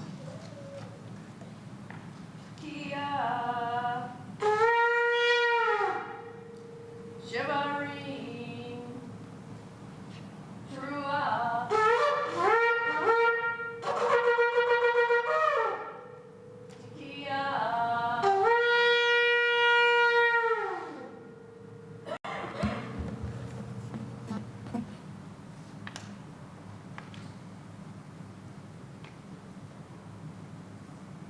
Source of life, source of mystery, may these sounds help us to know that we are remembered, remembered both in our wholeness and in our humanness. May these sounds lift us to your presence and make this time our time holy.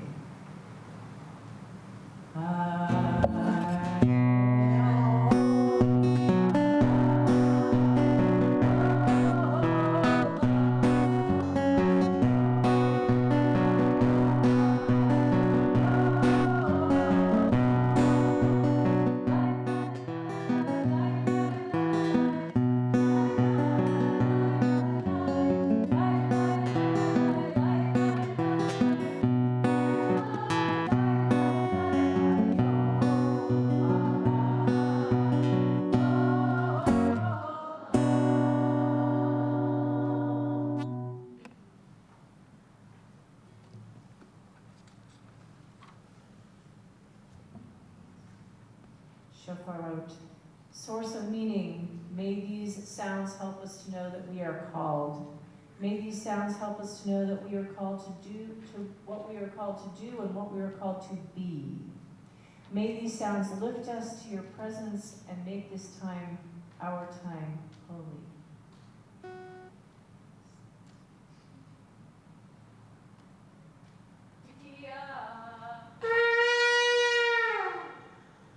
shivering throughout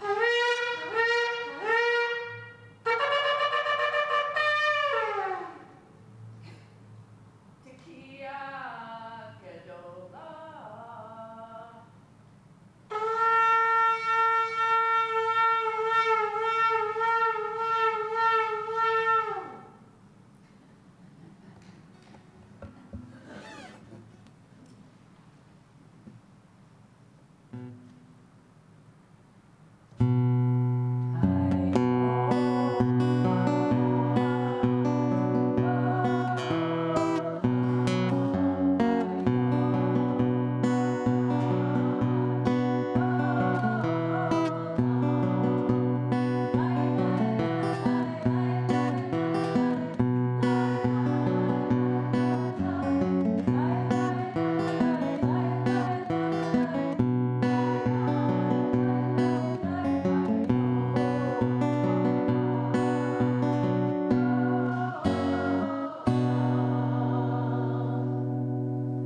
Today, the world is born, and we know that the sound of the shofar is a summons to wake up and to take notice, to seize the time, and to act to heal this world and endeavor to leave it behind, to leave it better than we found it. Cain Yehi Ratzon. Please be seated.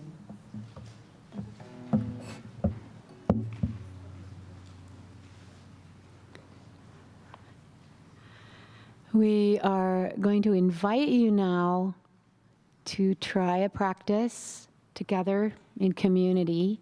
This is a dyad practice. And it's a practice of answering the place within you that is being called by the voice and the sound of the shofar. So in a moment, you'll have an opportunity to turn to someone near you. One of you will be asking a question, and the other will be responding. And the question will be, where were you called today? If you're answering, you respond, and the questioner then says, thank you, and then asks the question again, where were you called today? And this is simply a repeated question, and the idea is that as the person asks the same question over and over again, you come up with different responses to go deeper and deeper in. So this is only an invitation. If your heart would prefer to remain in quiet reflection, please do. I'm going to give further instructions for those of you who feel willing to try the practice. Questioners, try to be mindful listeners. Don't respond with words or touch. Simply listen. And when the person seems to be done speaking in that answer, which could be short or long, if there's still time, then you say thank you and ask the question again. Where were you called today? So Haya and I will demonstrate. Eve, where were you called today? I was called to awareness of my body and my heart. Thank you. Where were you called today? I was called to humility around just the awareness of being human with all the flaws and imperfections that come with that. Eve, where were you called today? Thank you. You'd say thank you. Thank you. Thank you. Feels good, yeah. And sometimes the person who's questioned has a lot that could come forth, and so the question only happens once. It'll be a 2-minute time frame. And other times, maybe there's no response, and that's okay too, and the two of you can just sit in quiet together until there's a bell. I'll ring a bell to move you to each piece of it, but first, can you, if you like to, please find someone near you and turn towards that person. Can be known to you or not known to you.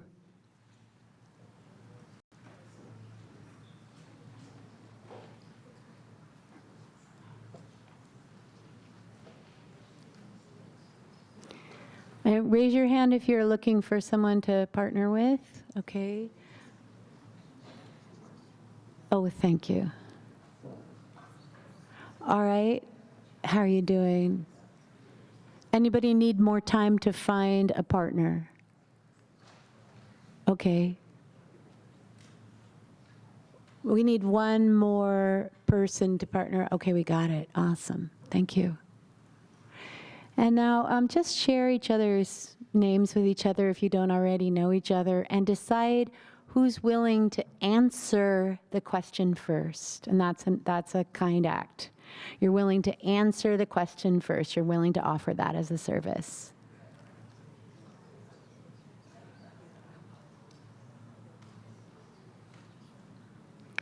Okay, so again, questioners, try to be mindful listeners. Do not respond with words or touch. Simply listen. Say thank you when the responder is finished, and then ask the question again. And the question is, where were you called today? Where were you called today? All right, everybody ready? I'll ring a bell to start, and then I'll ring another bell after 2 minutes. At that point, you can both close your eyes and just kind of go in and feel the impact, and then I'll ring a bell again and we'll switch places. It's a lot of bell ringing, but we'll follow it. All right, here we go.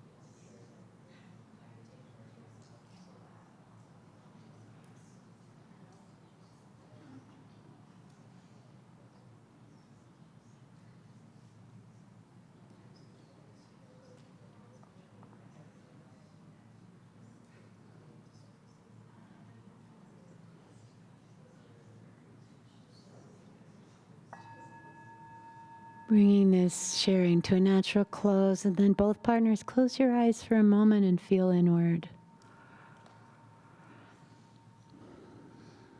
Just letting that all land.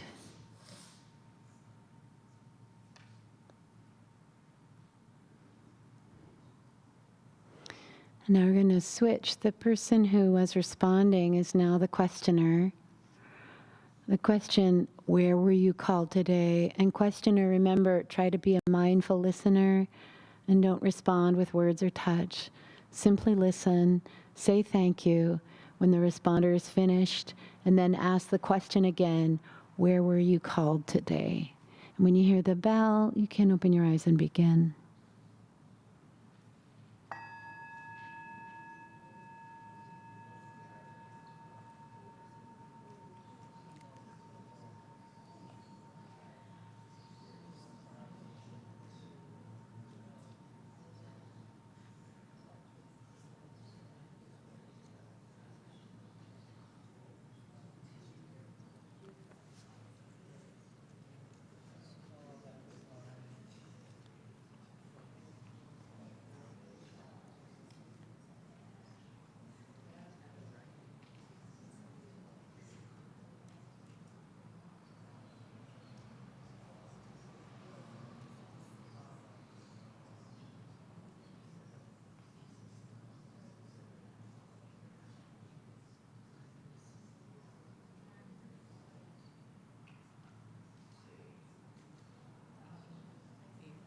I'm watching the clock.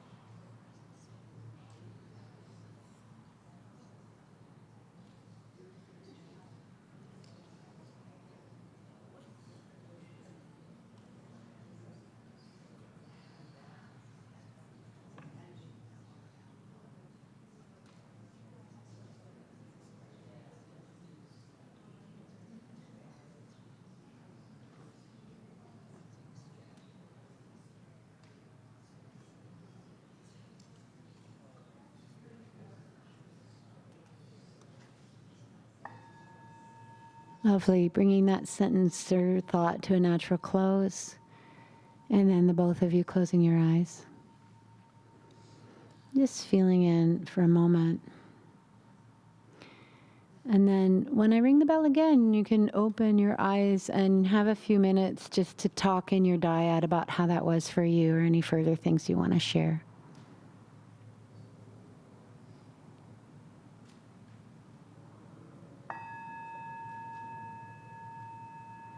And check in with your partner.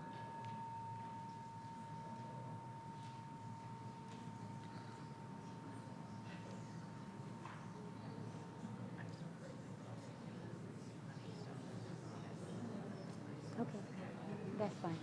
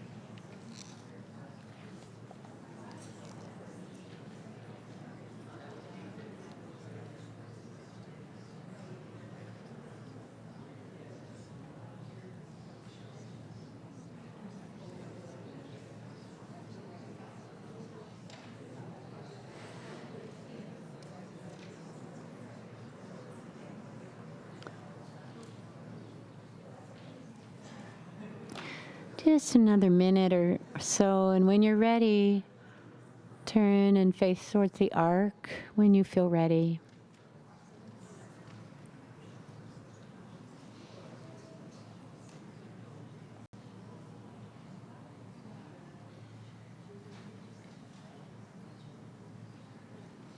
Yeah, that's lovely. Thank you.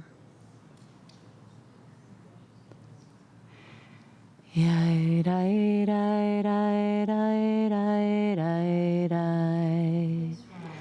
Yai rai rai rai rai rai rai rai. Yai rai rai rai rai rai. Yai rai rai rai rai rai. Yai rai rai rai rai rai rai rai. Yai rai rai rai rai rai. Yai rai rai rai rai rai rai. Yai rai rai rai. Yai rai rai rai rai rai. Yai rai rai rai rai rai rai. Yai rainu malkeinu. Avinu malkeinu. Avinu malkeinu. Chaneinu v'haneinu. Ki ein banu masim. Aseh imanu. Tzedaka v'chesed. Aseh imanu. Tzedaka v'chesed. V'hoshienu. Mother and Father of life, please hear us and give us your grace. Our guide deep within us, oh hear us and give us compassion and mercy and peace.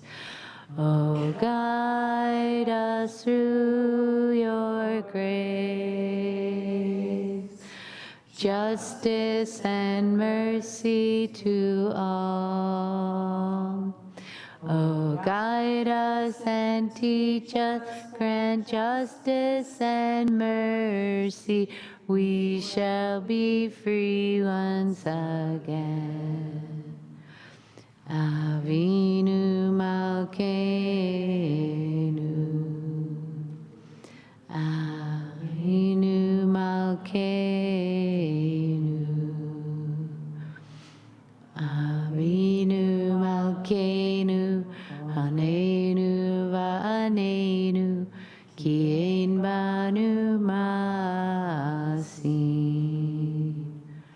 Aseh imanu. Tzedaka v'chesed. Aseh imanu. Tzedaka v'chesed. V'hoshienu.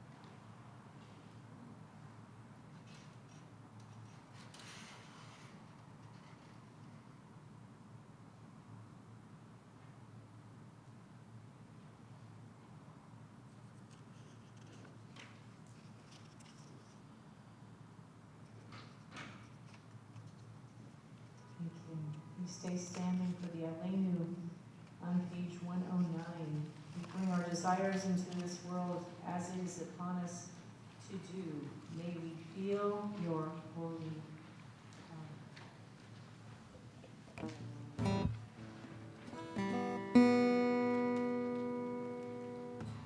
May we feel your holy power. May we feel your holy strength. May we feel your holy presence surround us in this holy place.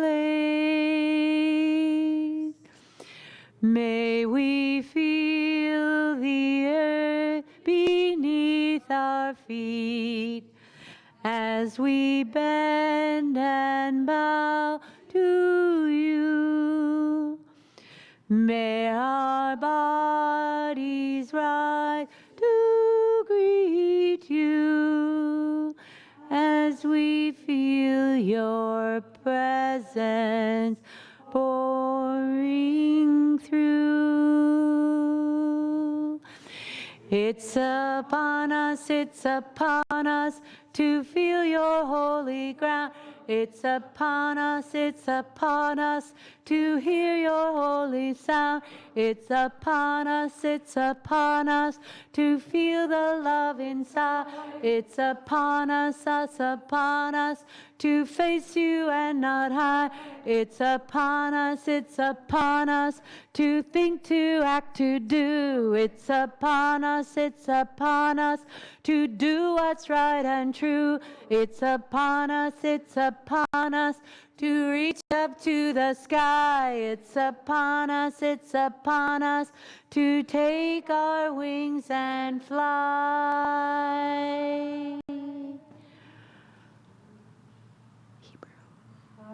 Leinu mitzaveach ladon hakol, Aleinu hashabeach ladon hakol, Aleinu lashabeach ladon hakol, Aleinu leshabeach ladon hakol, Aleinu leshabeach ladon hakol, Aleinu lashabeach ladon hakol.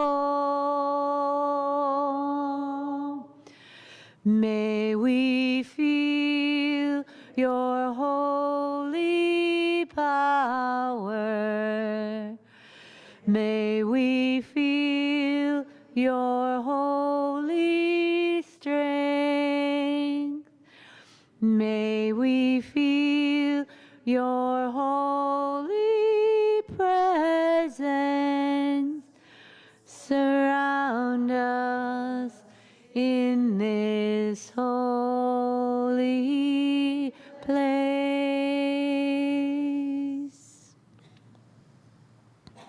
Please be seated and turn to page 105. One way that we honor those who are no longer in our physical lives is by reciting the Kaddish on the page 105.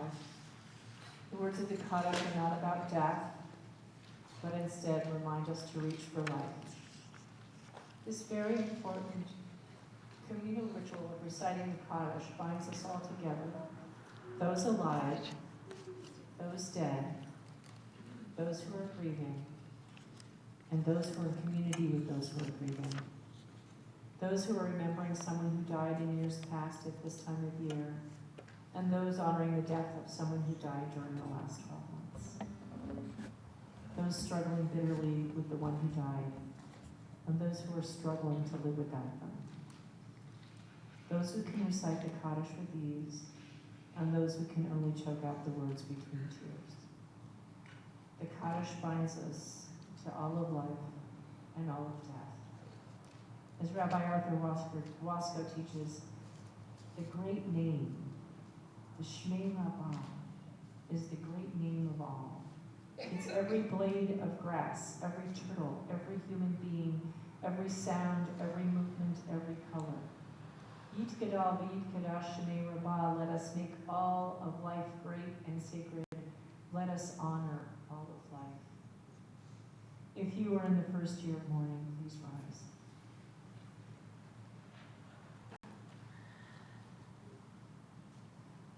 You are not alone. If you are observing the outside of someone who died at this time of year, please rise. If it is your custom to rise for the Kaddish for any other reason, please rise. If you're saying Kaddish today for someone, please bring the image of that person's face into your mind and heart. Maybe you see more than one face. Don't rush. How do you hope to connect with them this high holiday season? You may want to say their names out loud. Ariel Hirschkopf. Azriel Hazan. May their memories be a blessing. May all their souls be at peace. Yit Gadal v'Yit Kadash Shemei Rabbah. Amen. V'alma divrach hirutei v'yamlich malchutei b'chayeichon u'b'yomeichon u'b'chayei v'chol Beit Yisrael ba'agala v'zman karib v'yimru. Amen. Yesh me rabba mevarach leolam u'olmei lamaya. Yitbarach v'yishtabach v'yitpa'ar v'yitramam v'yitnaseh. Yithadar v'yitaleh v'yitalal shmei kushav v'yikru. Le'ela u'ela mikol birchata v'shirata tushbechata v'nechamata da'amiran v'alma v'yimru. Amen. Yehei shlam hara amin shemaya v'chaim aleinu v'al kol Yisrael v'yimru. Amen. Oseh Shalom b'mamav, hu ya'aseh shalom. Aleinu v'yakol Yisrael, v'yakol Yishmael, v'yakol Yoshvei Tevel, Yimru. Amen. Please be seated.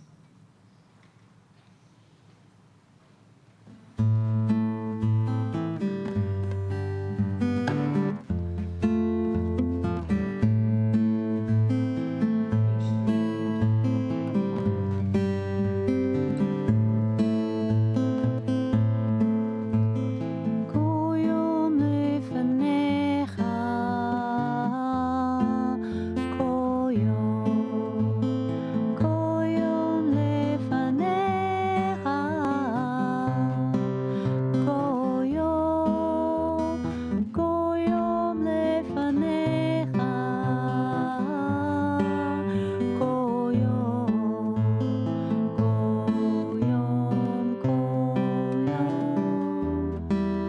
koyom, every day you're with me, koyom. Every day you're with me, koyom. Every day you're with me, koyom,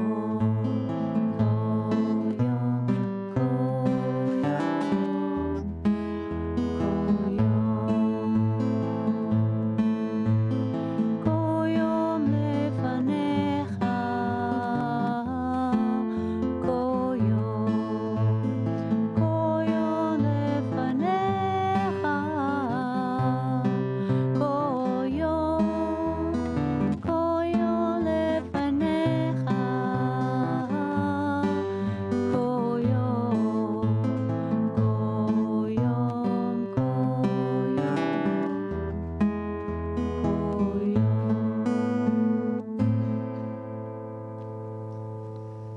We go from sacred remembrance to the sacred act of welcoming any new people who have joined us today.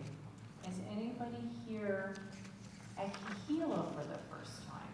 Ever, never stand? If you want to share who you are briefly. My name is Sherry, and I'm from St. Louis. Welcome. Right, welcome. Anyone else? My name is Lou, and this is my Wow, welcome. Thank you for being here. Welcome.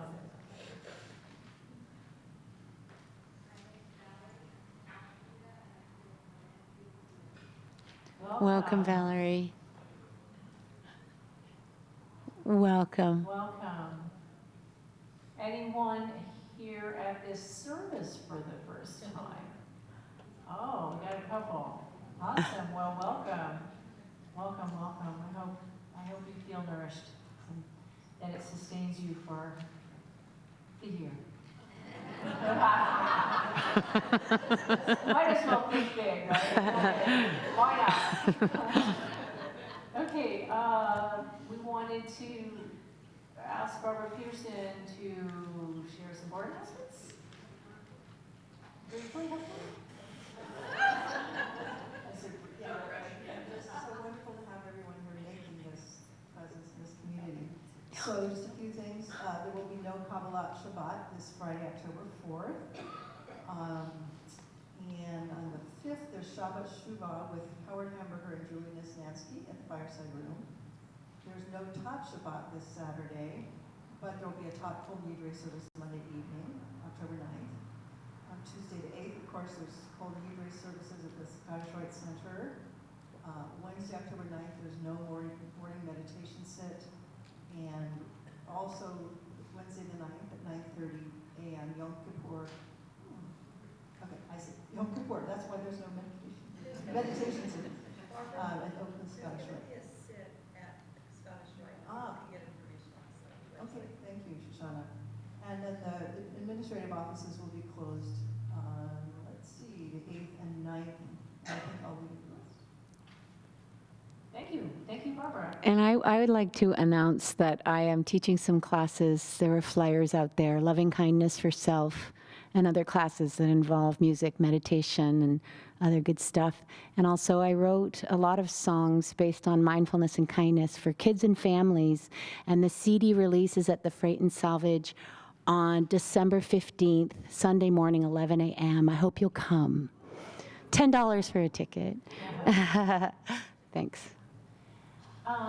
We also would like to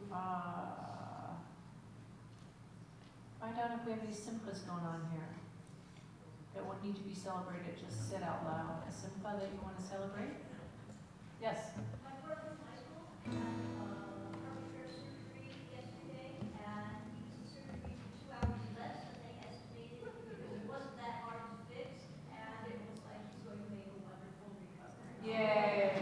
Thank you for sharing. Yes. Yeah, my husband, David Levine, was diagnosed with esophageal cancer, went through radiation and chemotherapy and an esophagectomy, and the results are that he is cancer-free. Awesome. Yes. A little louder. My family is celebrating the birth of a new baby girl, Louisa Esther Forman. Awesome. Mazel tov. Yes.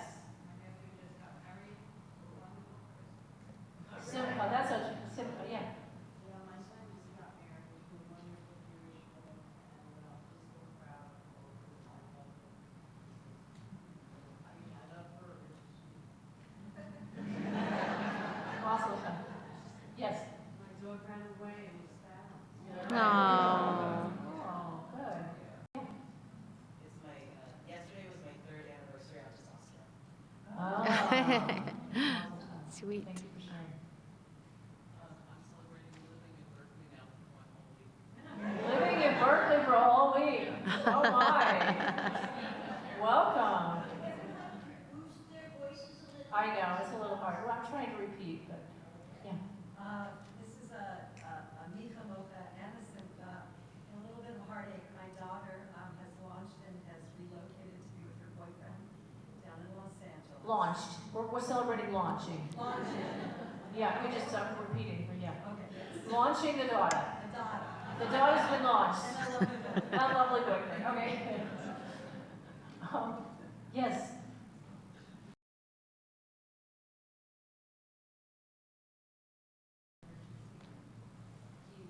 He's in his mid-20s, he's got devastating throat cancer. The doctors thought so.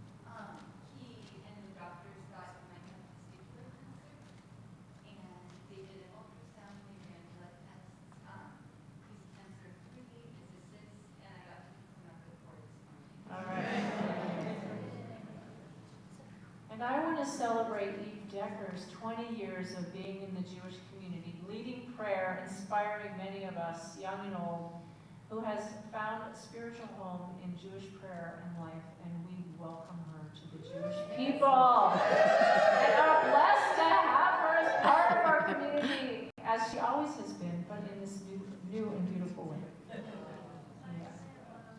Yeah. Well, we're all very sad that you fell, but we're all incredibly happy that you're well enough to be. Thank you. I will accept that. But I wanted to do a big mazel tov and simon tov for Eve. So, mazel tov and simon tov and mazel tov and simon tov, simon tov and mazel tov and mazel tov and simon tov, simon tov and mazel tov and mazel tov and simon tov.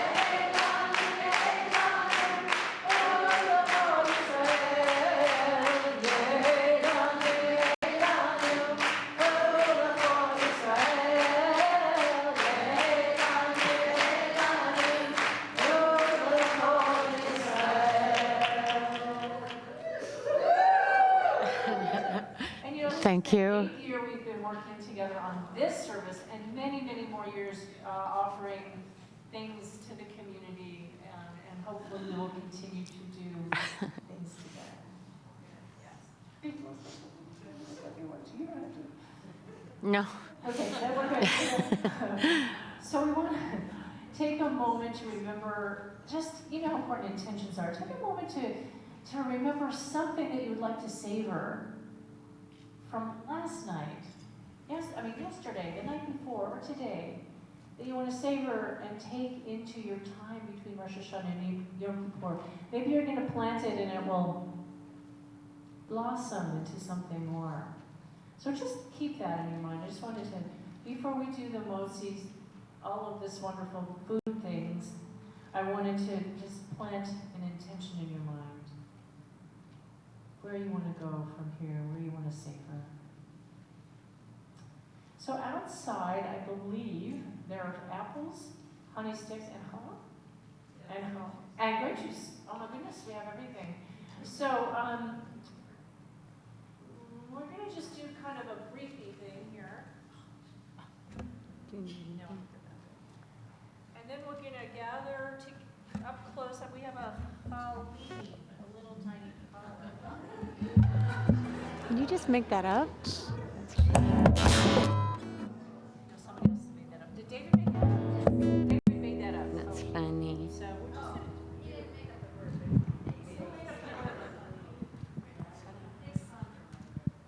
gonna. Okay, let's just do a break for Yagofen. Baruch atah Adonai Eloheinu melech haolam borei peri hagafen l'chaim. That's cute. Come close.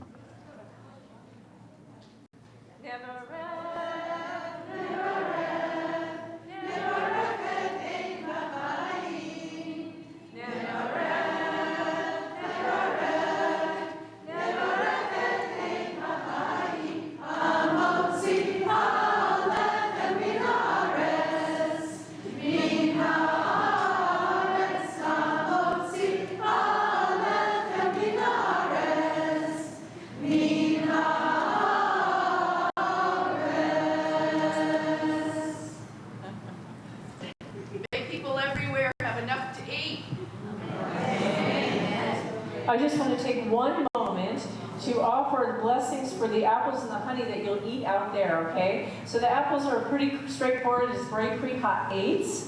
Baruch atah Adonai Eloheinu melech haolam borei peri ha'etz. And then, when you do the apples with the honey, it's one of my most favorite prayers. I'll do it in English first. May it be your will, God of our ancestors, that you renew for us a good and sweet year. Yehi ratzon milfanecha Adonai Eloheinu v'Elohei avotenu v'imotenu shetchadesh aleinu shana tova u'tukah. Amen. Duet Tasha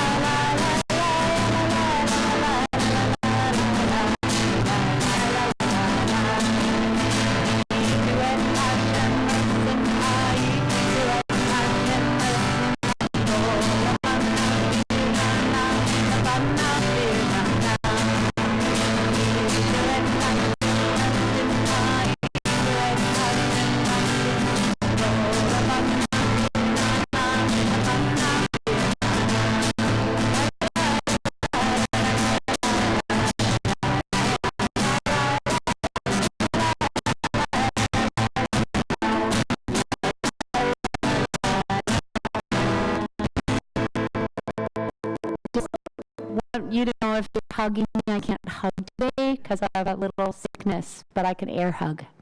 I would say the same for me too. Virtual hugs welcome. So good to see you. Oh, Angie, we do, or something, anything. Yeah, I've been thinking about it.